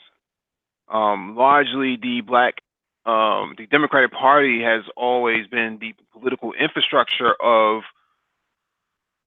black women, and unfortunately, black men got left to the side and almost have become invisible, if not downright irrelevant to the face of democratic politics. When you really look at the statistics and you see black boys are failing in multiple areas that non-black males are not, and you look at the homeless rate for black men, and you look at the healthcare conditions of black men, you look at the joblessness rates of black men, um, household income per capita for black men. It's all in the worst conditions that any other group has in comparison by a long shot. And yet the Democratic Party won't talk about that. They won't talk about how the 1994 crime bill sent millions of black men to jail, and the 1996 welfare reform bill sent millions of black women to college, causing this chasm between households and what the opportunities that black women have versus the lack of opportunities that black men have. The Democratic Party won't talk about that, and the Republican Party won't play to that. They don't. I don't get why they don't see that. Neither one of them. Dr. Phoenix, what's going on, bro? Good evening, Mike. Good evening, Nagano. What's going What's on, going on, buddy? brother? Not much. There's a couple of things I wanted to bring up. I heard you guys earlier talking about Cuba, and I put up a couple of comments about Cuba in the chat, and also I posted up an article about going to actually what you were just talking about with the Mm-hmm. Democrats, how black males are pretty much at the bottom in pretty much every major metric. And one of those is obviously, given what I do, admission to medical schools. Um, for a number of years now, for many years, Cuba has been training black physicians. I don't know if folks are aware of that. There's a Totally aware school, of it. yeah, there's a school in Cuba called ELAM, Latin American School of Medicine, I believe, Latin American School of Medicine. But yeah, anyhow, I heard about them many years ago. But again, they actually train black physicians for free. You go to school there for free. I think The only requirement is that you just have to agree to serve in an underserved area for a period of time, and also schooling there is completely free. You have to learn Spanish, obviously, because it's Cuba. But but yeah, I mean, it's been a place. I posted up an article from the New Yorker. I think it was posted about a year ago about the number of black medical students going to Cuba to study medicine because they were essentially not getting into medical schools um, here in the U.S. But that's a story for another day. But I did want to bring that up because, again, given what I do, and I would like to see more brothers get involved in healthcare. If you are considering medicine, this is a good route. It's 100% free. You get to go to a pretty nice country with some lovely ladies.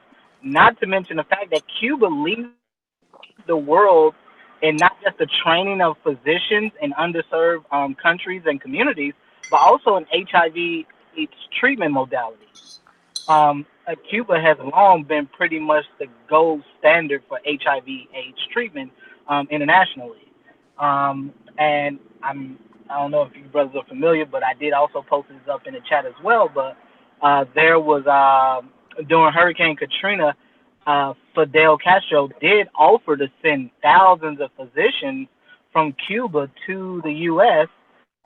to help with the recovery efforts and obviously with the healthcare Yes, needs of folks yes, he in New did. Orleans. And And that was they were turned denied away. by, yeah, Bush and FEMA denied them. So yeah, so just that point, and going to what you were just saying about the Democratic Party, I agree with everything your brother said. I think the fundamental fact is that I think the Republican Party is not short sighted like that. They just did a better job at Democrats at knowing their base and hedging their bets with that base.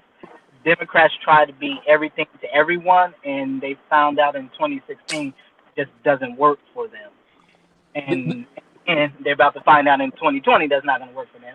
And given well, that I'm currently in a city that will be hosting the Democratic National Convention next summer, you know, and this is, I've said this before, but Wisconsin leads the country in incarcerating the most black men of any state in the union. So just some quick facts.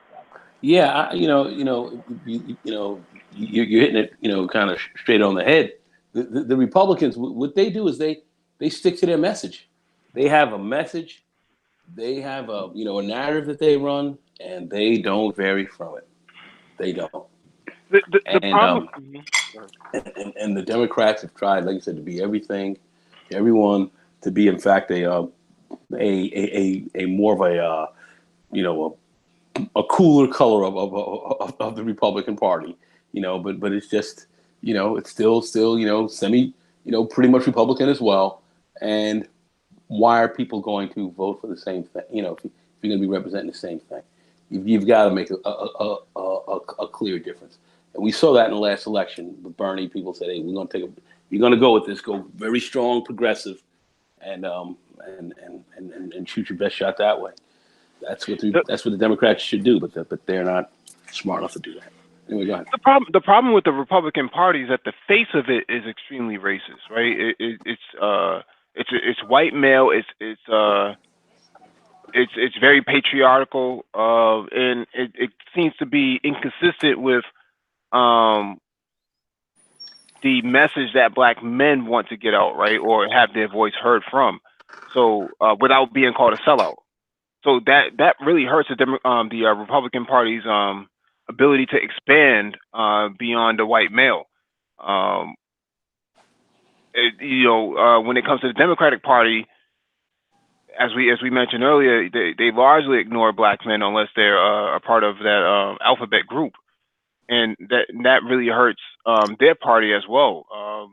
If Trump, if the numbers look right and the math looks right, then you could expect to see Trump get more than a quarter of black male votes this next time around.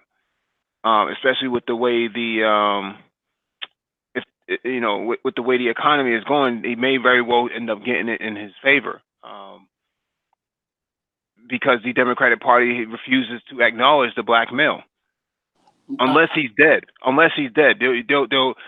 One of the things that Hillary Clinton did was during her campaign, she got Trayvon Martin's mother, she got Sandra Bland's mother, what's the brother from Mike Brown from St. Louis?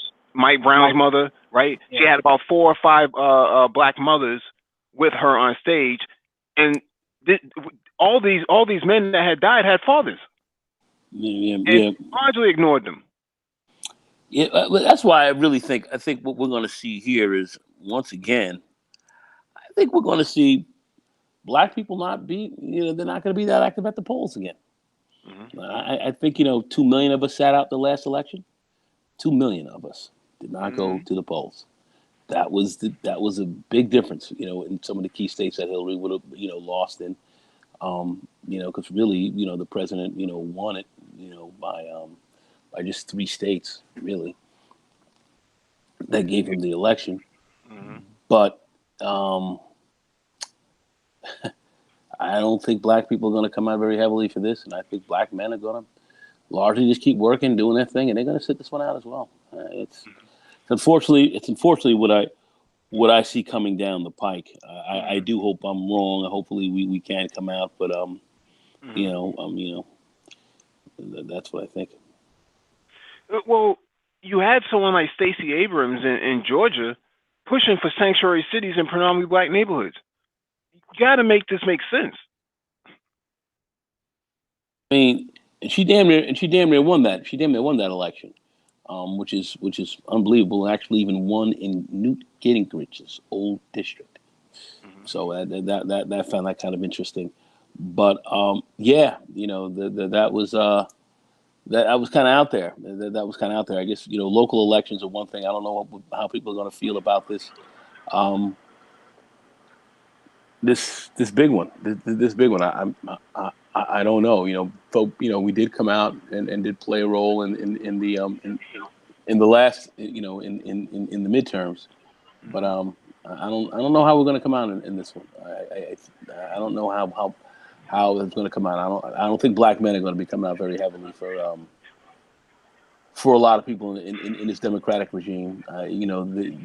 They see the far right game in the Republican regime. I think a lot of brothers is going, let me get my check, let me keep making some money, and I'm going to sit this one out as well. That's kind of what I think. I hope that's not the case. I really do hope I'm wrong.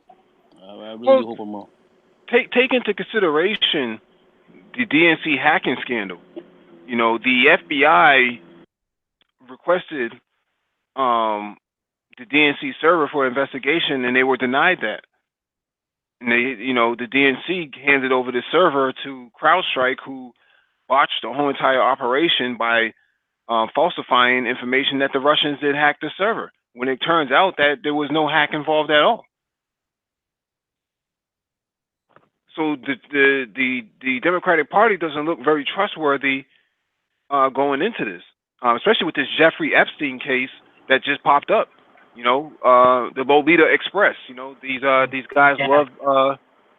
They love little girls. Little boys too.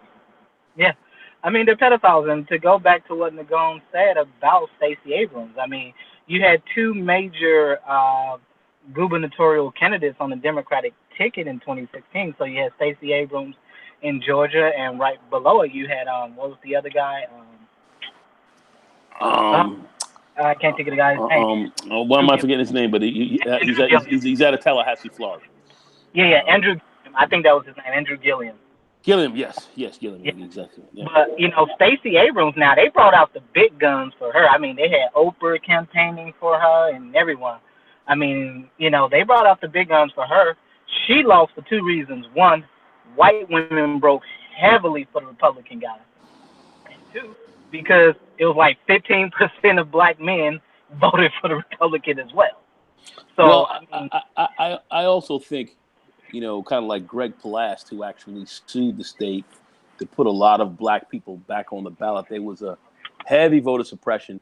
And what bothers me now, we can talk about, I know that there are folks that there's no voter suppression. When you go out there, you look at the lawsuits and you look how many, thousands, over 1 million people were suppressed. votes were suppressed, of which is a part of it's just a part of political warfare. It's just a part of war in politics. It's just a part of war. It's a part of it to knock as many guys out you can from voting. They were able to do that successfully, and the Democratic Party didn't have its apparatus in place to stop some of this. Mm-hmm. So, I look at the party even from an administrative perspective, inside of the state houses and so forth. They're not in there. The governors are getting elected, and the secretaries of states of those states are responsible for the vote, and they're Republican as well. So they're going to eliminate as many of you guys as possible. So there was a lot of chicanery going on, but that's just a part of the political landscape. And the Democrats, in my view, they're not as hard-nosed. They should have known, listen, these guys are coming to knock you out. They're going to knock a lot of people out. Stacey Abrams could have won that. With the vote she had, she could have. But and I didn't think she was a great candidate at all. But it just showed you, just the kind of numbers you had if you really come out and decide, hit the polls, what kind of effect you had. And the Republicans did what they had to do: suppress your vote, knock it down as much as you can. That's just a part of political warfare. You have to have an apparatus set up to stop that, and the Democrats didn't. Greg Palast and these guys. Palast is an investigative journalist, and he went through the numbers, and it was just disgusting when he found it. Put a lawsuit up there, and they end up having to put 169,000 votes back onto the ballot. But they must have eliminated over the year over a million. Yeah, over a million, over 1.5 million. Yeah, this is in Georgia. Yeah, it's in Georgia itself. So yeah, he sued. There were lawsuits that were in there. But you're not going to win when the Republicans are in charge and they're in charge of the vote. You're going to lose that. That's just how that's going down. So to me, the Democrats also are not well positioned to stop a lot of things either. So I just look at the party as from a grassroots level in many respects, not where it was, and there's a lot to be said about that as well. I think there's a couple things. There's a few things to consider here. Like I said, I'm here. I'm in Wisconsin, and remember, Trump won Wisconsin back in 2016. Mm-hmm. In fact, he won Wisconsin and the neighboring state across the lake, Michigan. So, I mean, traditionally, the Great Lakes states have always voted Democratic. But in 2016, you have Wisconsin and Michigan that broke for Trump.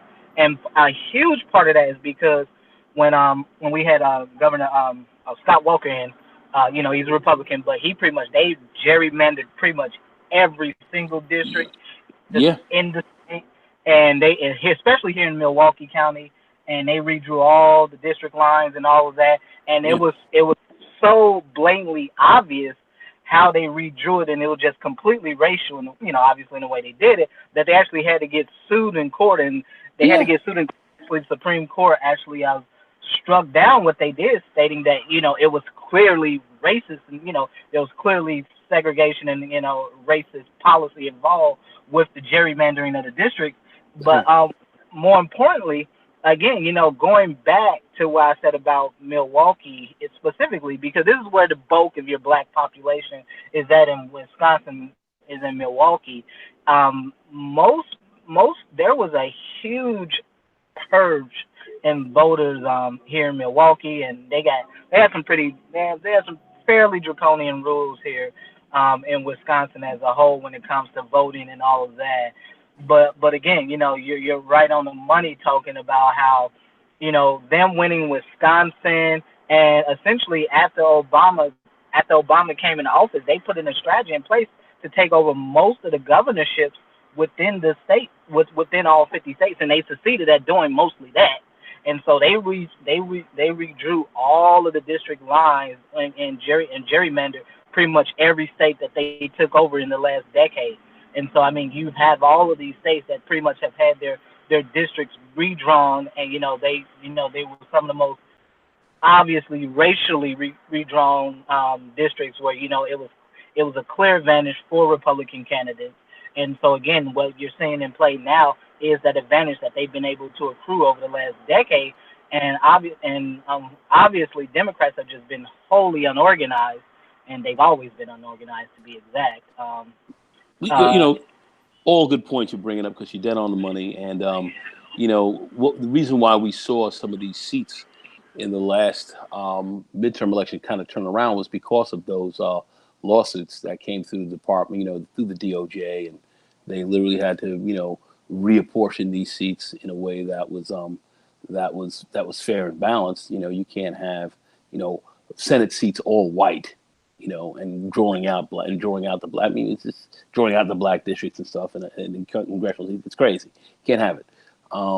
So that goes against, one man, one vote. You know, man's supposed to have a vote. You can't take his vote from him. You can't, you can't tax him without being represented in the district. You can't do that. Taxation without representation. You can't have that. So you have all this going on, and that's why we saw some of the turnaround, and why we saw the Congress go back to kind of go Democratic, because the Republicans have said, listen, I'm not going to try to incorporate black people. We're just going to draw you out, and just literally take the vote from you, and that is not going to work as well, because now you have the DOJ in there, and they're turning over a lot of this. They're redrawing districts, and that's why the Democrats, to a large extent, definitely were able to retake the House. The Senate was close, but still, given that local politics, I think from the presidential level, people are going to look at their vote a little differently there. I think people will look more at what's going on locally, but I think the presidential level, they're going to look a little differently, and I think they're going to still go down the lines of the incumbent. Incumbents are tough to beat. I looked at the incumbency over the last 100 years as to how many presidents were elected. We had a total of 19 elected. Well, 20, I believe in this one. 20 were elected over the last 100 years, and 15 have been reelected. So it's the power of the incumbency. So if I'm just a betting man, don't even know politics, but I'm just a betting guy. I'm going 8-5 on the current dude sitting in there. Yeah. Go ahead, bro. I was going to say that if Black Uber wants to jump in, go ahead. Hey, how are you gentlemen doing this evening? I hope Black Uber, what's up? What's up, brother? Oh, I'm doing fine. Pleasure to talk to you, brother Nagone. Good talk. I was thinking you guys were talking about the election. Back in 2016, my younger daughter was finishing up in college. And one of the things I remember, we would often talk a lot of politics. And one of the things she would repeatedly tell me during that time was how much all of her white female friends and peers and whatever hated Hillary Clinton. All of them did. All of her white female peers were like Bernie Sanders supporters. They even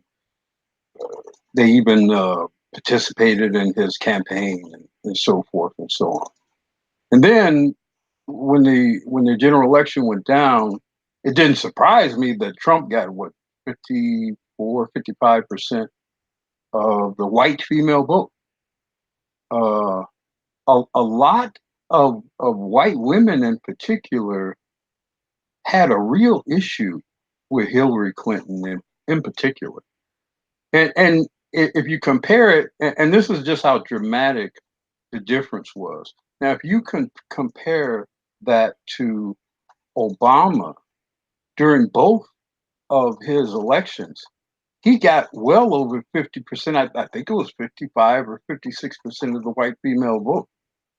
So you had a black man who got 55% of the white female vote, and a white woman who only got 45% of the white female vote. And I found it fascinating that nobody has ever kind of delved into what that meant. Because to me, that's just a rather startling change in support especially given the demographics of the two Democratic prior Democratic nominees. Black Guru. I actually think what it really says is that, you know, white women, we'll look at them as a voting bloc, don't really vote that much for white women on the national scale. As far as presidents are concerned, they tend to go with men. They believe men are probably better at being president. Yes, That's what I believe that they're saying. and when I talk with my daughter in particular about her white peers, they didn't want their mother to be president. You know, it was that weird kind of, and I'm sure we've observed it where there's this weird kind of somewhat adversarial type of relationship that you can see between white uh, mothers and daughters. You know, they kind of projected that into Hillary Clinton. Yeah, they did correctly so. You ever see some of these pre and just postmenopausal white women running around? Yeah, Their yeah, asses are crazy as fuck, I work. yeah, I work talking with a bunch. crazy. yeah. And would, I think they said, "I would, don't want my would, crazy ass would you mother." trust that? Would you Yeah, trust their ass with the nuclear football? I yeah, wouldn't. Fuck that. yeah, yeah. And I think I don't want to speak against it, but they I very acutely projected that into, oh my God, I don't want that person in charge of everybody. You Yeah, know, these. I'm sorry, man. I'm sorry. I don't want to be charged, man. I'm sorry. just it's just it's an Oh, amazing thing. oh my And god. going back to the Obama thing, you know, I think Obama, you know, I I myself personally got kind of caught up in the Obama thing. I ended up uh, helping with the reelection campaign, made donations, you know, even encourage other people to make donations, led voter registration drives, all that type of stuff. I got caught up in the Obama magic, and it was very much that. It was a magical kind of thing for a lot of people, and I think that his departure kind of sucked a lot of the energy out of the room, so to speak, of the Democratic Party. I mean, he was so almost historically charismatic. You know, I mean, on that level of, you know, let's say a JFK or whatever, that type of thing. That I think, you know, they tried to find that, and I think they tried to make some sort of gendered attempt at it with this Kamala Harris woman. Of course, that's failed because she's not Obama. You know, I met Obama uh, personally at a he was at my years back, same daughter, at her elementary school when he was running for state senator here in Illinois, and he was just a different kind of cat. I mean, they were just falling all over that guy. The white women, oh, they were just falling all over that dude. It was just unbelievable, you Yeah, I know. can agree. I would second that. I know a gentleman when I was in Chicago. He used to write for the New York Times and for the Chicago Tribune, but he literally his mother he was a half he was a mulatto. Mother was white. Was an old Quaker. Lived in Hyde Park in Chicago. So Okay, right, I mean right off the University of Chicago campus. But anyhow, his mother's home was literally like a block over from where the Obamas lived, and I remember he had got an interview with Michelle Obama maybe about a couple weeks before the election in '08. And so you know, he got a chance to interview, talk to her about, you know, well, you know, how she was feeling and all that. And one of the things I asked him when him and I talked, I said, well, what did she think about it? What did she think about, you know, the potential of her becoming the first, you know, the first black first lady? And he said, like, you know, she's like, you know, she's still a little skeptical about white folks, but you can clearly tell, you know, she knew what was up and she was playing the game. And And I think this also goes to what you guys were just saying a few moments ago about pre and post menopausal, um, you know, crazy ass white women. I mean, You ever see him driving around? You see him man, driving? Oh they're my my gosh. investors. I work with them. Man, these bras are crazy, dude. I mean, I'm talking about you. I mean, you think working with black women sometimes can be crazy? No, no, no, no, no. These bras Man, holy. man, don't I even in my own neighborhood, if I want to take a jog, I got to be careful Yeah, jogging because they out there, man. They on the road, fam. yeah. But I Well, it's that loss of female power. It's that loss Uh, of that the feminine touch or the feminine influence yeah I for them, and yeah. combined with just the whole white female entitlement thing that they just kind of are born into just to begin with. That I think they definitely struggle with. It's a very painful thing for them, and they tend to vent their vengeance against nature upon those around them. That's why you always have these weird things where you got these old white women calling the police on black kids just for random reasons. They know it's over for them, and they're going to make other people pay for it. Yeah, I think the important thing to keep in mind here is that it also, you're talking about that divide between younger white women and older white women. I think what that shows too is that younger white women specifically aren't buying that whole feminist argument. They're just not buying it. That Democratic female candidates tend to push. They're just not buying it. And I think this also is very telling of how black women continue to vote to the tune of 90+% for the Democratic Party when it's very clear that their white peers are, they're not rocking with that message. They don't care about that feminist message. They're very much invested in their father's type of political governance. So, I think that just kind of goes to show that, for the most part, black women are following the Democratic Party and the feminist message that they push, but essentially they got sold a trick bag. yeah, I've had white women even tell me. I've talked to white girls. I know quite a few of them. They said they don't believe that a woman can really handle this. They think men should be handling this shit. A lot of these white women know what's up. They talk a lot of crap, but at the end of the day, they want to be covered. They want the man to take care of the business. They don't want to have to deal with that. They understand what that's all about. They know what this presidency is all about. This shit ain't no joke. So they don't feel women can really deal with that. So they're looking at all these women up here. They're saying, "Oh yeah, okay, that's great," but at the end of the day, they ain't voting for me. I'm sorry, they ain't voting for me, They're man. not. I mean, I see Trump winning in a landslide, but it'll Yeah, I probably be do. like a record low voters turnout. Yeah, yeah, Uh, yeah. yeah. But it'll be a landslide, though. I'm thinking. Oh yeah, no, it'll be a I'm thinking he's big. gonna landslide. I'm thinking he's gonna Yeah. do it. The more and more I look at it now, I'm like, man, Dems don't have a whole lot. I'm like, this don't look good for the party on the presidential level. So, Yeah, well, I'm looking forward to it because I think it's going to really compel some major change, or maybe even the wholesale destruction of the Democratic Party as we know it, because it's becoming much more and more apparent the gulf, particular between black male and black female voters, and that's as that become much more pronounced because in the past they could kind of rely on sort of wooing the women to pull us along with them to essentially view the interests of black women to be the interests of black men.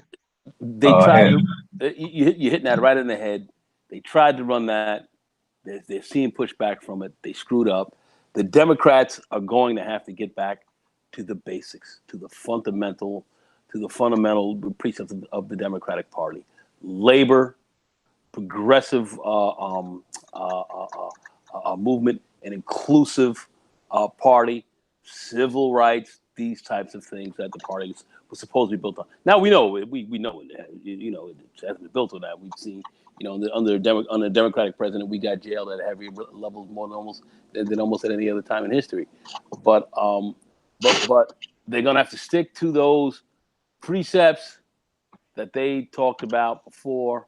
They have to go back to the fundamentals and really work it this time around and truly show a tremendous difference between the corporate, conservative, status quo type of people that are in there now, playing the game the way they're playing it. They're gonna have to get. They should be running a strong progressive message, a strong labor message, a strong, workers, middle class, movement, really looking out for the working man and so forth, looking out for the working man, working woman, and all that. These are the kind of the precepts that the Democrats really, ran on in the past. And organized labor, they've totally vacated that. They vacated that whole that whole arena. They've gotten out of it, and tried to run down the same line as the Republicans. Very, very foolish. So, I mean, this is something that they should really be, getting back to the fundamentals. And that's the only thing I think that'll help the party. They can't. Clintonian politics was a disaster. You can't go back to the Clintonian politics. Hillary should have never been the candidate, and that was crazy. But they put her out there, and it just basically fundamentally destroyed the party. So they've got to get back to the basics and the fundamentals. I kind of don't see that going on right now. That's why I say these guys are not that bright. So they're going to have a lot of problems. But I think at the end, when all this is done, this ass whooping they're going to catch in 2020, they're going to sit back and say, we got to get back to the fundamentals. I think that's what this is going to come down to. We got to have a real clear choice, because Trump's second term is going to be relatively disastrous. Democrats are going to have a great chance in 2024 if they get back to the fundamentals. And I think that the party has vacated its precepts, and they've tried to separate people, play funky games. Very stupid, very short-sighted. Like I said, these guys are morons. They're morons in my view. Morons. Do you think it's excuse me? I don't think it's possible for the Democrats to anytime soon do what you're suggesting, because they've so heavily invested in all of these sort of disparate positions. I mean, they're advocating for immigrants, which do not help Black men. They're advocating for feminism, which do not help working class men, Black, white, or otherwise. They're advocating for the alphabet soup folks. Those certainly aren't beneficial to men in particular. And actually, it's becoming more apparent that it is not necessarily even beneficial to women now that you have, biological males presenting themselves as females and taking opportunities from biological females now, particularly is becoming quite pronounced in the arena of sports right now. So you got all these, and these people, by the way, of the alphabet soup, feminist, immigrant type variety, they are deeply embedded now in the current party structure. I mean, we have here in the Chicago area, we have in the city of Chicago, we have a Black lesbian mayor who's married to a white woman. I don't know how that. So these people are the party. They're not just a part of the party; they are the party. I don't know how the hell. So how do you root that out? How do you root that out? Chicago took an L on that one. I mean, to be real frank about it, I don't even know how the hell did that even happen. They took a serious L. On Everybody in the area is wondering how did it happen. Everybody. But it speaks to just how deeply ingrained and embedded. I mean, think about the issue that went down with the, I forget his name, but the actor, the gay actor, and the whole staged, I Jessica forget his Smollett. name. Yeah. So you got this guy pretending to have suffered some kind of racial or gay or whatever attack in Chicago. It was totally fraudulent event. And then you had the state attorney using her actual political capital to get this guy off, and now she's suffering from that. And again, all these people, these in the past, we would have considered these people to be sick or strange or require some medical attention. Now they're in positions of high influence and power within our government, and in particular within the Democratic Party. And so I'll say again, I don't see that type of influence being rooted out of the Democratic Party anytime soon. Well, I would like to say don't this. forget. I think we're making a big deal over the gay piece. That's just a part.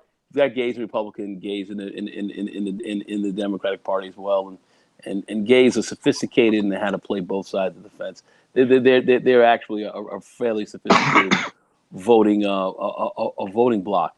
But what I really would like to say about the overall Democratic Party is you have to address the middle class, you have to address the working family piece. You have to be able to put something there for people who are being stretched out in healthcare, education, work.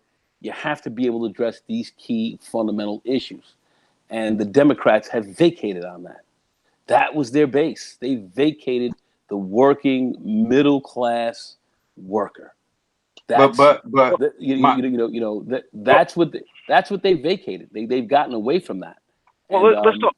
and they've tried to play a quasi Republican conservative game, and that led a lot of people left the party based on that, and Let's. and I think that's where their real big issue is. Anyway, go ahead.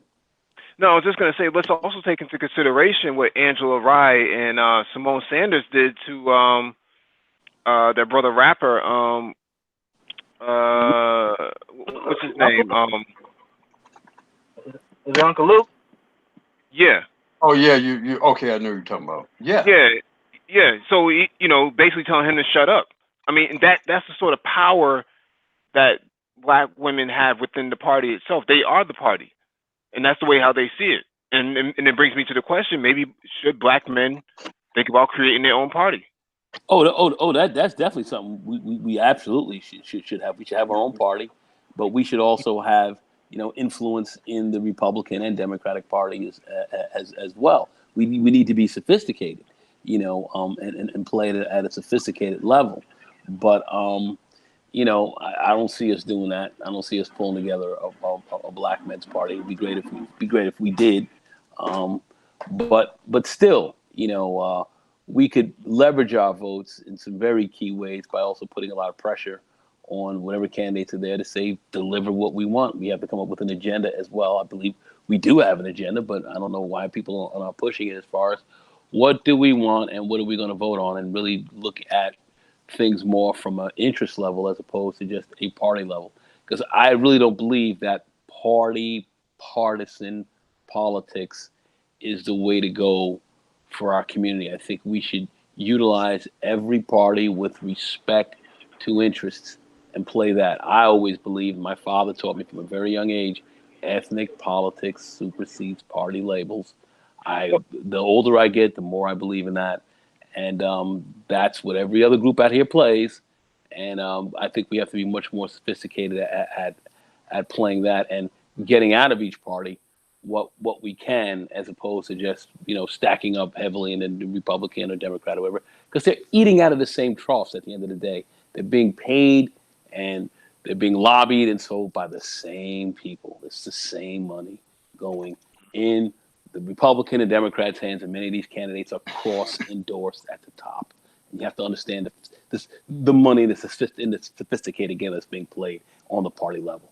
You have cross-endorsed candidates all day long who are getting Republican and Democratic money, and you have to sit back and say, well, where are our interests in this? So that's really what I believe at the end of the day. So it sounds to me as if black men are going through their own little quote unquote Dexit, democratic exit from the party itself, not seeing the value in it, not getting any benefits, being trampled over by black females inside the party itself. You got one woman in Georgia pushing for a sanctuary city in predominantly black areas. You got two black women who are basically stenographers for the party itself and its anti-black male rhetoric. And you also have Mark Lamont Hill, who did not get any support from the Democratic Party for his speech at the United Nations in support of Palestinians. Oh man, they ran through the ringer. Yeah. They ran him through the ring. I'm not really a big supporter of Mark Lamont Hill personally because, as far as I'm concerned, he's never had that fiery type of rhetoric when it pertains to black people, especially given the fact that I'm gonna say he's from Philly, but he certainly had a lot to say about Bill Cosby. So I've never really been feeling him. I've known about him, for years, way back when he used to do some commentary over at Fox News. So yeah, I've never really been a fan of. Well, take him off the table and replace him with Ilhan Omar, and you get the same exact treatment, right? Yeah, I think the problem with her too is that she tries to do the ethnic. I think she's Somali, I believe. She tries to do the little ethnic Somali thing, and then she got the black treatment, and she found out real quick that don't really work, and so again, I don't know, because I'm not a big fan of black folks who try to play both sides of the fence, especially folks who they kind of do this. Yeah, you might be an immigrant, but you're black, and again, you either black or you're there is no in between. You're not Somali, you're not Ethiopian, or whatever the case may be. You're just black, and that's how they always will look at you. And so, my thing with her is that, she got supported by, what was his name? I think the guy she took over, Keith Ellison, I believe that was his name. I think that's who she took over. In Minnesota. Yeah. But I mean, he tried to play that little ethnic Muslim thing too, and again, he got that black treatment too. And I spent quite a bit of time up in Minnesota, and I know for a fact a lot of those Somalis, because they got a pretty big Somali population up there, that they do that little back and forth between the I'm Somali, I'm black thing until you get the black treatment, then now we all black. So. Well, don't forget, just an FYI, keep in mind that our Brain Trust member, Anti-Gravity, is Somalian from Minnesota. Yeah. Keith Ellison, he's trying to position himself for the governorship up there. I see the game he's playing. I mean, he might be able to make it. I mean, I don't know how I feel about Keith Ellison. Again, I mean, I don't know if he can get a lot of the quote ADOS support, if you will. Well, I mean, Jesse Ventura was able to secure a position up there. He surely has to have an opportunity. Yeah, but Jesse Ventura was kind of a special case, though. I think he was a little bit of a special case. You got a lot of black folks that are still wrestling fans, and so they remember him from wrestling and from the original Predator film and all of that stuff. So I think he kind of already had a built-in following. So I do think Keith Ellison has a shot, though. At the government, because what is he? He's now was he Attorney General to say what is his role there now? I forget what his role is there now, but it's is he the Attorney General? I don't know. I think or Secretary of State for the state. I think. Yeah, that's one a good of those. question. Huh? No, I said that was a good question. I'm not sure exactly. Yeah, I'm forgetting what his position is, but he's up there. But he's angling. He's angling for that gubernatorial run. He's angling for that. I think he's got a shot. Yeah. No offense to my Somali brothers and sisters, but I do notice that a lot of them I do meet in Minnesota. They do kind of play that little game up there. But again, that was just specifically her that was playing that game, and yeah, she got ran through the ringer. She was going after the Israeli state, and they were not having that. And you found out the Democrats were turning on her as well. So I mean, that was one of those situations where you realize that as much as the Democrats tout that they're really progressive, they're really not a progressive party. I mean, again, especially as it pertains to black folks. I mean, they've been trying to build this rainbow coalition now for a long time, since basically really starting with Obama. And Obama had some leeway in the first election cycle and when he first was elected, and by the time he was halfway through that first term, it was pretty much done. I mean, and they've been consistently trying to build it, but they're never going to get it. I don't think they're going to get anywhere with that. So. Well, I mean, going back to what I said earlier, and I think Mike reinforced some of it with respect to how you have instances where even amongst black people, you have black women sort of actively operating against the interests or even the rights of black men, even the right of black men to actually express their opinion. You have black women very boldly and publicly with political backing, declaring that we essentially have no right to speak in some way in which that they do not agree with.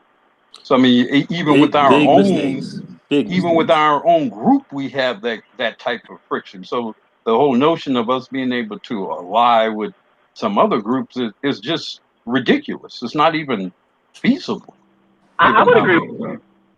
I would agree with that. I mean, remember at the after the 2016 election, there was that very infamous article that I think was written up in Mike's area in the Boston Globe by that black writer, that black female writer that wrote "Black Men." I think it was titled "Black Men, We Need You to Stop Voting for the Hmm. Republicans" or something like that. Yeah, I she can't. blamed it on us. Yeah, Yeah, Yeah. well, yeah, yeah. So and I see, don't, I don't have much faith in the Democratic Party because, again, like I said, I think that level of effery, so to speak, is very deeply embedded within the infrastructure of the existing Democratic Party, and it will not easily be rooted out because you got people who have their well, Hillary said future it was her shield. The black would vote was her shield. exactly, and that shield was penetrated. That shield got smashed. Yeah. Yeah, yeah. So I think the Democratic Party is going. I think it's going to be radically damaged The after. Democrats ain't too bright. Like I said, they're not too. I said they're morons. They're not too smart. They talk like they think they're smart. They're not too bright. What I've seen, not too bright at all. So Yeah, And I would. the thing is, the men who probably could beat him, maybe Bernie, maybe Biden. There's no way in hell the feminists are going to let that happen. I don't So, think Bernie has a chance. I really don't think he has a chance.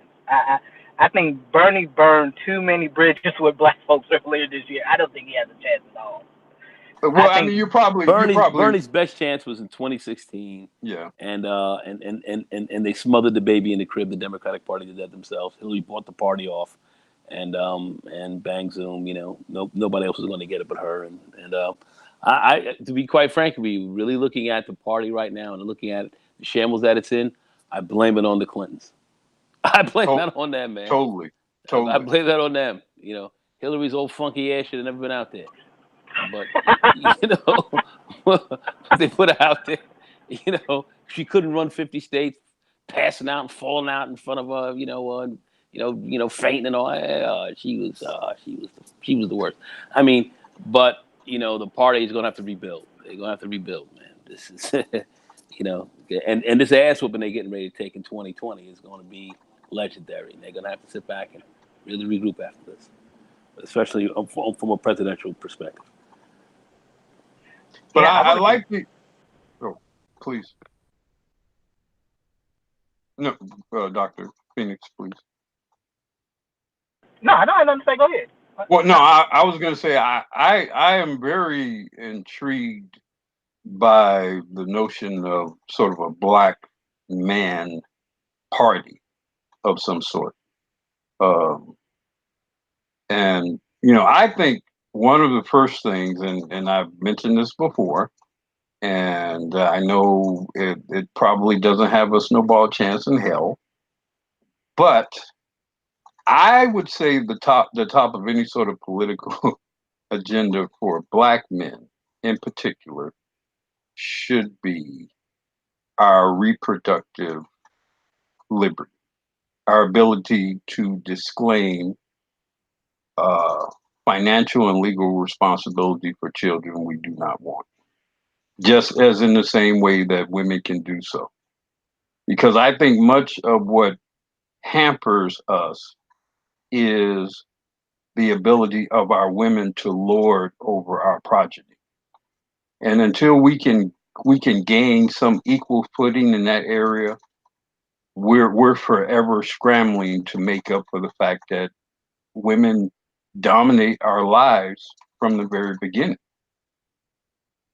And we're always having to play catch up versus people who are much better prepared, usually much better prepared by other men.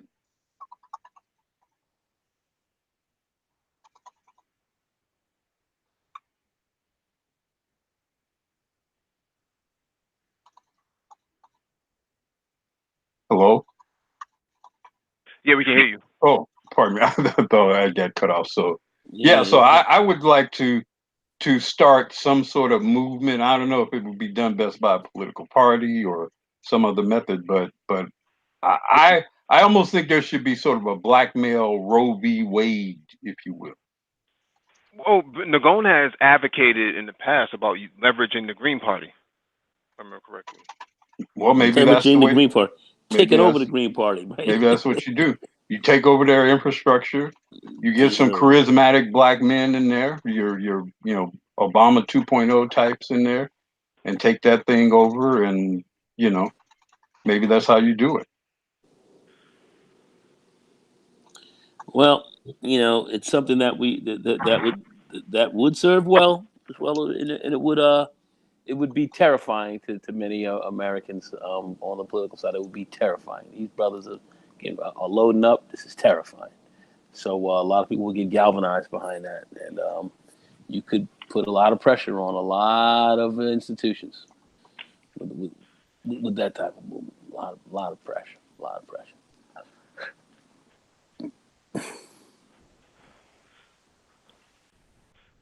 I agree. Although ironically, I think it would probably save the country. Well, I would also say that I think that the manosphere had the had the vocal power as well as the financial power to actually formulate this sort of operation that you're speaking to. And unfortunately, a lot of your black male content creators don't seem to have a vested interest in this. Forget about the manosphere. That's out. I think you really have to go far beyond this to really move. Even though you've got a platform here, this will not work. Um, what will work is a real kind of online type of party registration that people can get into and start to register online and get it virtually going, and then start to build something up from there.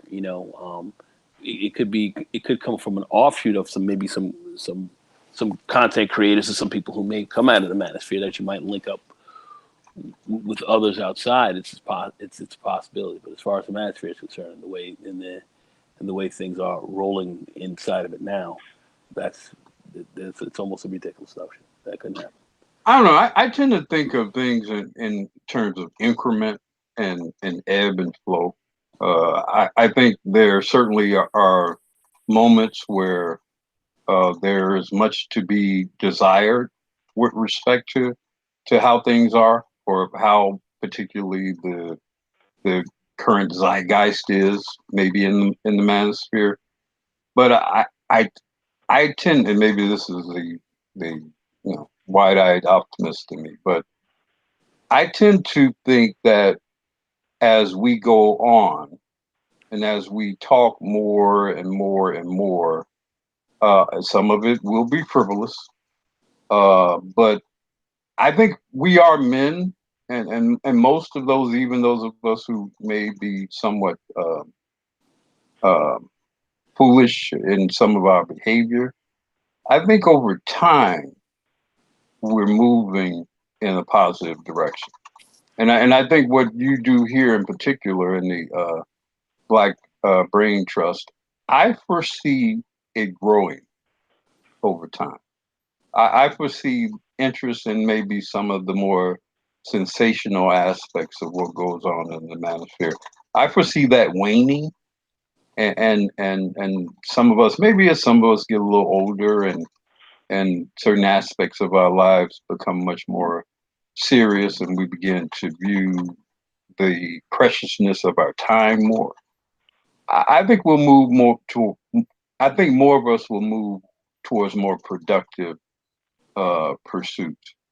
And as I was talking about earlier, I think the biggest problem a lot of black men have, we were talking about yesterday, I think a lot of us are just afraid of, just whether we really have what it takes to really compete. And so we're looking to distract ourselves from that fear. And a lot of all of the sensationalism and the quarreling, and particularly with the women and all that, I think a lot of that is done to distract us from what we're really afraid of, and that is, can we actually compete with these folks? Can we actually compete with these white boys?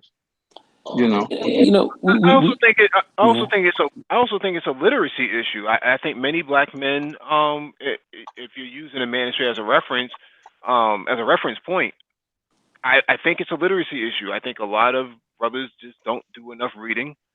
Either one, because they can't read, or two, because they choose not to read, and therefore it keeps them out of the conversation altogether. Go ahead, Nicole. Oh no, no.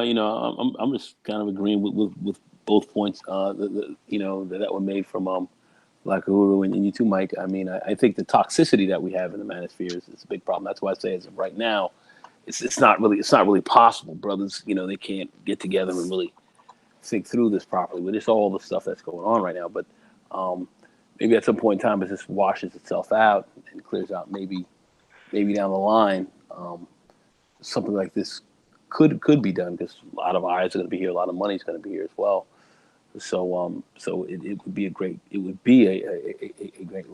launching point. But as of right now, what's currently going inside of this inside the method right now, you're gonna have to kind of look a little bit outside of it in order to to do something positive like you're talking about Black Uhuru. That's really getting a party together. That would be strong, and it would be a great. It would have to start in large respect, definitely as an online movement first, and really kind of gather a great degree of steam from there, and then raising money and doing everything like that to make it happen. The platform is here in which to do that, but I don't know if the mindsets are I don't know. If there's some people have the mindsets, but collectively, we've got some issues with that. So it would be great if we could do it, but this is something that I think that has to be started. So as I said, like the Green Party or any other party, get in there and try to see if we can take it over. I definitely think that that's doable as well. But anyway, go ahead, Mike. No, I was just going to say, I think an African American Union needs to be established. I think there has to be something that looks at the broader context of how we interact, not just domestically, but on a global scale. How we connect with Africa, how we connect with the continent, how we do business with them, how we politically interface with them, how we create pipelines of communication between these multiple economies where the diaspora is all over the place, but not exactly connected. Um, you can look at Brazil. I'm pretty sure you're familiar with South America, where there's twice as many melanated people down there that are very much Afrocentric in focus, but they don't have a political voice. Black people in America, ADOS has the perfect opportunity at this point in juncture to actually formulate a institutional body to represent their best interests going forward. because nobody else is going to do it for him. I mean, Black Guru spoke to ad nauseum about the fracturing of the Democratic Party in reference to how it sees black men. Dr. Phoenix has as well in terms of what they do to people who step out of line. We saw what Simone Sanders did and Angela Rye did. We saw what Oprah has done. Even with all her billions of dollars, it means absolutely Nathan in terms of up speaking on behalf of the people itself, right? She herself is an African American woman, but can't even look at a purse in a European store without being questioned. She got her wake up call. Where was the Democratic Party then? I would agree Yeah, with that. Yeah. You know, and I think you're right on the money. With all your points, Mike. I think there's very much a literacy issue with brothers, particularly. I would say some within the manosphere. There's some of the brothers that are pretty well read, but again, a lot of that energy gets devoted until to some very trivial, frivolous conversations. Will. But also these opportunities, these collaborations have to be facilitated by brothers. It's clear that obviously black women have no stake in facilitating these things, so this has to be facilitated by black men. And again, Facts. I think yeah, the Black Brain Trust is doing its part, but again, there's only a few of us involved here, and obviously, a lot of you brothers been at this much longer than I have because I don't have a YouTube channel or not even a YouTuber for that matter. But again, this has to be facilitated by brothers because only brothers are going to speak for the best interest of brothers because it's very clear in our current situation in this country, we are pretty much on the fringes in this country. We act as a counterculture within America. You can say black people, black society as a whole acts as a counterculture, but black men's that is certainly true of black men. Yeah, I but agree. yet we're also very closely watched, envied in certain respects, hated in Hated others, in others, as you know. as you know, But we but tend to be we tend to be trendsetters and so trendsetters and forth. so forth. Um, Um, just mute yourself there very quickly, Dr. Phoenix. Sorry, I'm getting a little feedback. Yeah, trendsetters and so forth. So we are watched. That's why I'm saying if we put something like this together, if we were really able to do that, it would garner a lot of attention, man. It would it would garner oh boy, it would garner a lot of attention. It really would, especially if you're functioning politically, intelligently, and you're not out here with a whole lot of craziness and all that. That would attract a lot. It would a lot of fear, but there would also be folks, who would be prepared to break ranks. Let's just say that if we did see something like that coming together. So yeah, that would be powerful. It would be powerful, no doubt. Yeah, I think that this is something that we have to revisit before the end of the year. 'Cause there is a perfect opportunity of timing on this. Democratic Party fractured. You have your progressive going one way, and then you have your corporate Democrats going the other way. The Republican Party is in shambles in terms of what they're going to do with this tangerine tyrant in the House itself. Um, Very true. and then you have this Jeffrey Epstein story that is, even the tangerine tyrant and the Clinton machine is all tied in with it as well. On that Lolita Express that they seem to love so much. Bill Clinton, bailing out these guys, with Pizzagate. I mean, deep ties with some very nefarious activities going on that should be made the highlight of the campaign trail. Put a lot of pressure on that. So I again, don't man, yeah, go ahead, go ahead. I don't see Epstein making it through the summer. He'll be quote suicide did at some point because the things that he is potentially or likely connected to there's just no way some people are going to want any sort of chance at that stuff really getting out there. Mhm. So I'd be shocked if he made it through the sea. Shocked. I don't know, man. He's a nice And, political football. well, and He's a nice. remember, the Clintons have a history of folks suiciding. What was the last one? Well, I mean, they've had people, found in cars and all that kind of thing. I think there were like at least 4 or 5 folks suicided when Bill was in office. Mm. So it would not at all surprise me if this guy was accidentally hung himself somewhere by his towel or some business like that. They're not going to let that guy. I don't see that guy being in a witness stand. No way.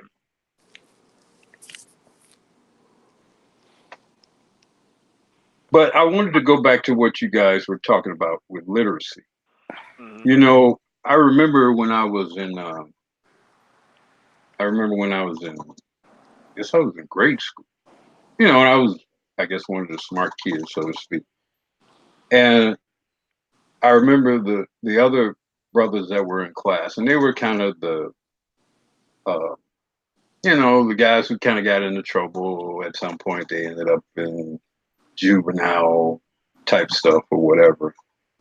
And I remember a couple of times my teacher would kind of compel me to tutor some of them. I guess, I don't know. I mean, they had been struggling with them, so they figured, well, maybe one of their peers can help. And they were like the toughest, baddest kind of guys in the school type of thing. And I remember while I was trying to tutor them, I remember how meek and how frightened they were when they could see that I realized how illiterate they were. And I always, and that's why I'll go back to what I said earlier. And I tend to just believe this in general. Behind almost every weakness or every sin of man is fear. That people they do bad things, or they do things to distract, or they do things to embellish, all very often to hide fear. And again, I think a lot of black men are afraid to even let it ever be known that they are challenged in their literacy, much less actually have to put themselves out there to do something about it. Because that's I mean, I'm not literate, or I'm illiterate, or I lack literacy. That's in many circles, that's a sort of damning type of, of position to be in, especially if and when other people discover it, especially if and when women discover it. With our, black men, we tend to put on mask and try to present ourselves as being somewhat aloof or cool, or capable of sort of just that, put up that mask. And I think that literacy thing and that whole lack of education and lack of reading, I think there's a lot of fear behind just not believing they can do what it would take to, for example, become a physician, Dr. Phoenix. That's a lot of reading. That's a lot of study. That's a lot of sitting down and ignoring a lot of other stuff to do that. Mike, it's a lot of reading and a lot of coding and a lot of study to do what you do. And it's many men, particularly men who are already maybe somewhat academically challenged and and they're fearful as a result of being academically challenged, it's just much easier for them to find something else to do, to not have to face the fear of that sense of inadequacy. You know, But they and I think it's interesting. I often hear Nagome, another environment, would often mention maybe my favorite line, one of my favorite lines, Manosphere, where Nagome would often say, "Get your mind right." And whenever he would say that, I would often think, wow, I wish we would really invest more in what that would really entail. Mhm. Because I think so many of our solutions would come from some real sort of plan to get your mind right. The economic stuff, the academic stuff, even dealing with the women. I think so many of these issues can be cured once we did collectively really devise a plan of getting our collective minds right, so to speak. Mhm. Yeah, yeah. I mean, for me, and I've talked about this multiple times, but I'll reiterate it real quick. I got started when I was like 6 or 7 years old, so I was introduced into technology, in the late '80s. The emergence of Packard Bell and other old brands like Tandy, Commodore, yeah, Commodore Tandy. Wang. Yeah, Yeah, Wang. Yep, yep. yeah, So we had access to that technology because it was handed down to us, and that drove the curiosity and developed a culture of tinkering, right? So the idea of using the MS DOS command prompt or using uh the IBM not IBM the Apple two C computer. hmm hmm So though we had access to that, and I think most black people, whether they understood it or not, they had access to some form of technology. It was the guys who had the curiosity to actually go in there and tinker with it. And for a lot of black males who did not, man, they found if you didn't pick up a ball, man, you were pretty much SOL. So me, I was soldering, by 9, 10 years old, I was already soldering. Um, by 15, I was already a full-fledged RC racer. I was already building computers.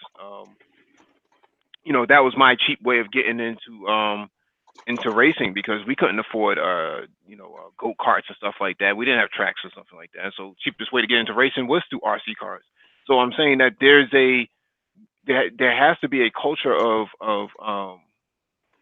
engagement on the side of curiosity. right, Did you know that this can do that, or did you know that if you type these words into to the command prompt that you would get this sort of output back out of it? Um, that's the way how we were brought up. But what I see happening now is a lot of black men can't read. I mean, I had a black man a while ago ask me to read his horoscope for him, and I'm scratching my head. I'm saying, don't you have the horoscope yourself? Right? I mean, he knew how to read a check. He knew that it said $100 on a check if it came from from his job or something like that. But in terms of multiple paragraphs and things like that to read, wasn't happening for him. but Yeah, I go ahead. no, please, Doctor Finn. No, I was gonna say that most black men tend to be functionally illiterate, and so for example, me, I got started in science, man, when I was, yeah, I probably want to say when I was about 6 or something like that, and Hmm. I was in first grade, and I started competing in a science fair because health medical science wasn't my first love. It was something that came about as a result of my grandfather dying from prostate cancer. But my first love was actually electrical engineering. I thought I was going to go to school and be a electrical engineer and be a scientist one be electrical engineering scientist one day. And But and so my first what from first grade through I want to say fourth grade, I competed in the science fair. Ended up going to the regional science fair, and and um I remember I started my projects just doing series and parallel circuits, and I would go to Radio Shack and Ace Hardware, and I would buy the little copper wire, or they call it back in the day they call it the bell wire. It's just really copper wire. And yeah, I'll buy the switches and buy the little the light fixtures with the little bulbs or whatever, and I would hook them all up in series and parallel, and so that's how I got started, and for me that's there used to be a love, that going to Radio Shack back in the day, this was before Radio Shack, long before radio. Back in the day, that's what you did. You just hung out at Radio Shack if you was a young boy, because you go there and get a. They had all the cool RC cars and little model planes and all that stuff, and so yeah, I mean that was there was a very hands on and engaging aspect of just growing up in general, but also being involved in your own education, and now you don't really see that much. I mean, I see kids now, in most school systems, kids don't even learn phonetics. Growing up in school, that's how you learn how to read. That you learn phonetics. I mean, now they don't even learn phonetics, they just memorize words. So, kids, many young black males out here today are functionally illiterate, so Well, and it's yeah. really an indictment of just how, I mean, you know, how anti-male the school systems are in general. Because I mean, I'm sure you all know that non-black males are starting to fail as well in many school systems.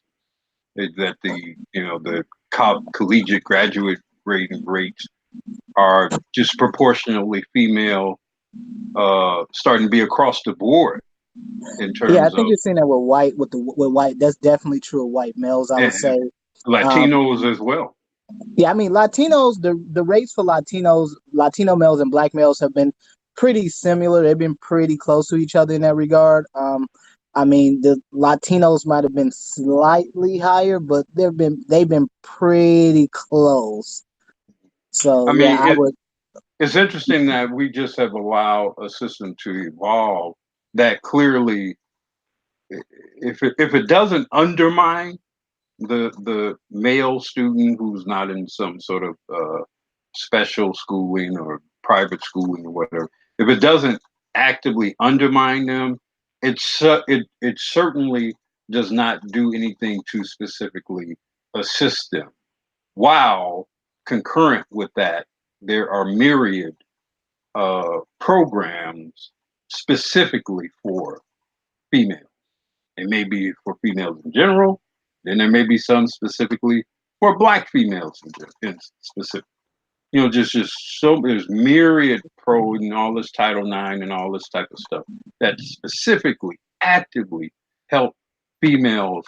While all the numbers, all the statistics say that the people who are worst off are minority males, and particularly African American males.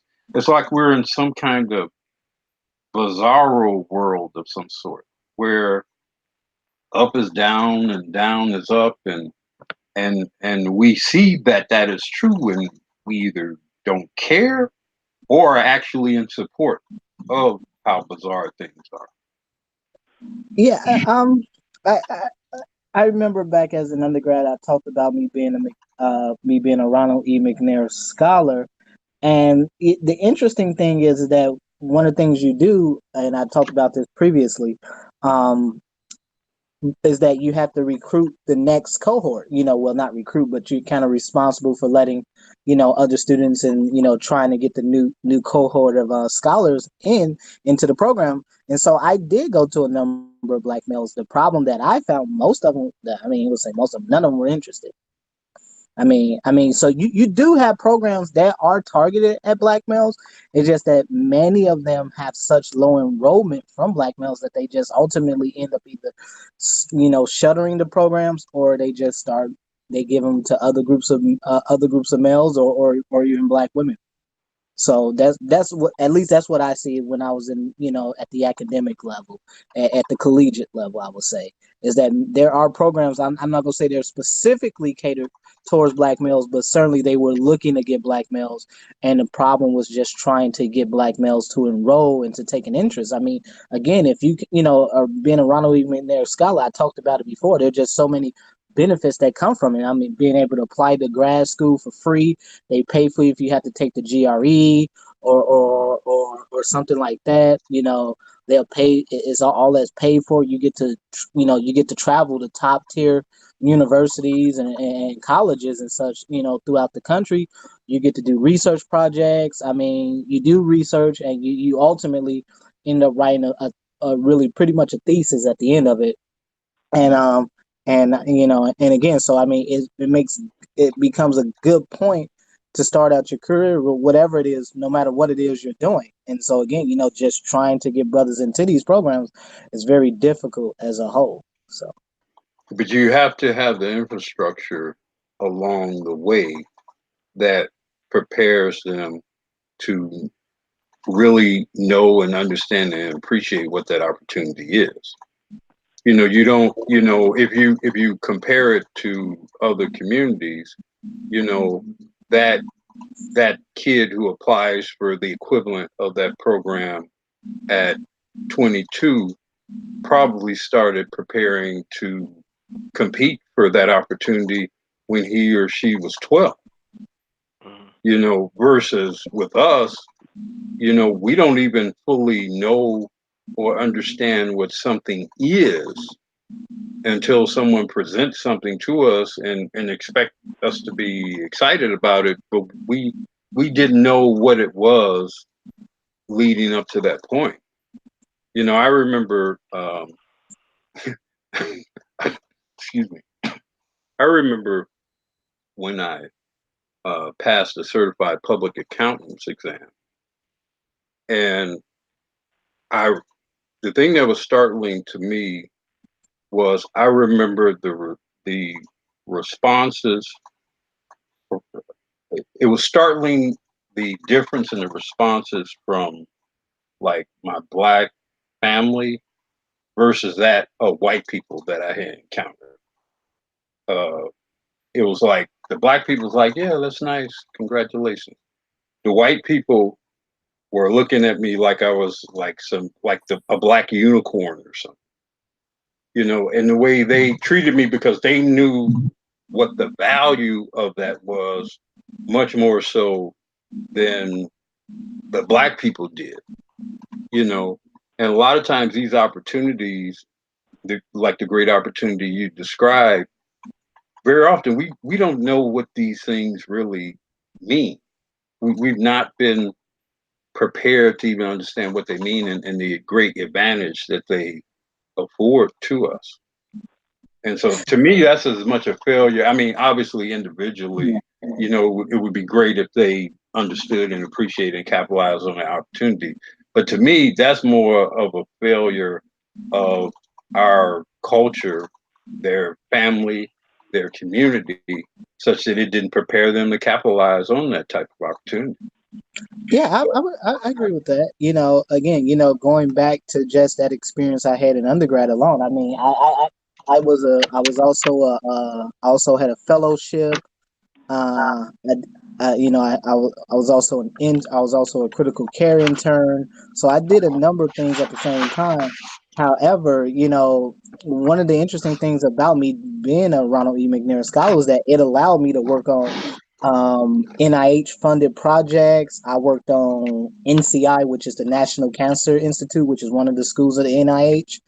I work on projects funded by the American Cancer Association, the American Heart and American Diabetes Association. So I got a chance to work on a number of different projects at a fairly high level just by doing this as an undergrad. And again, this really gives you one hell of a CV if you're doing it. But I think you brought up something important, because I know a number of folks who taking that. I know a number of white folks who taking that CPA exam, and I hear that exam's pretty hard because they failed it. It took them a couple tries to pass it, but I hear that CPA I exam is passed pretty it difficult. on I passed it on one try, Mm-hmm. and when and again when I told white people about that, it was they were shocked. I remember being at the award ceremony, and I'm sitting at this table with president of one of the big banks that was based in Chicago at that time, and I instantly went from just who's this weird black guy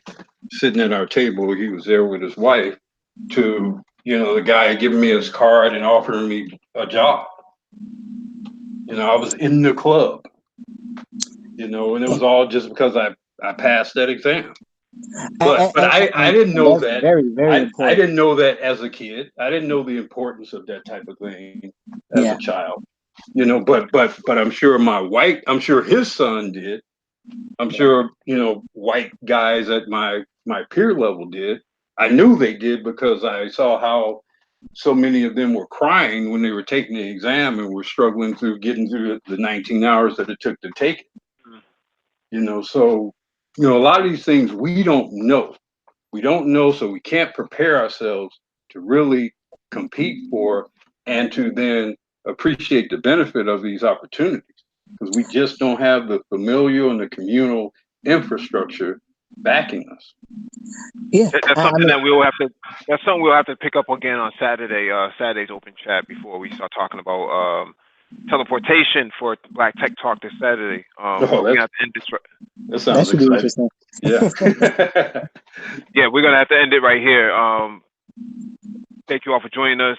Hit the like button if you have not already done so, and share the video if possible. And we're out of here. It's a pleasure. All right.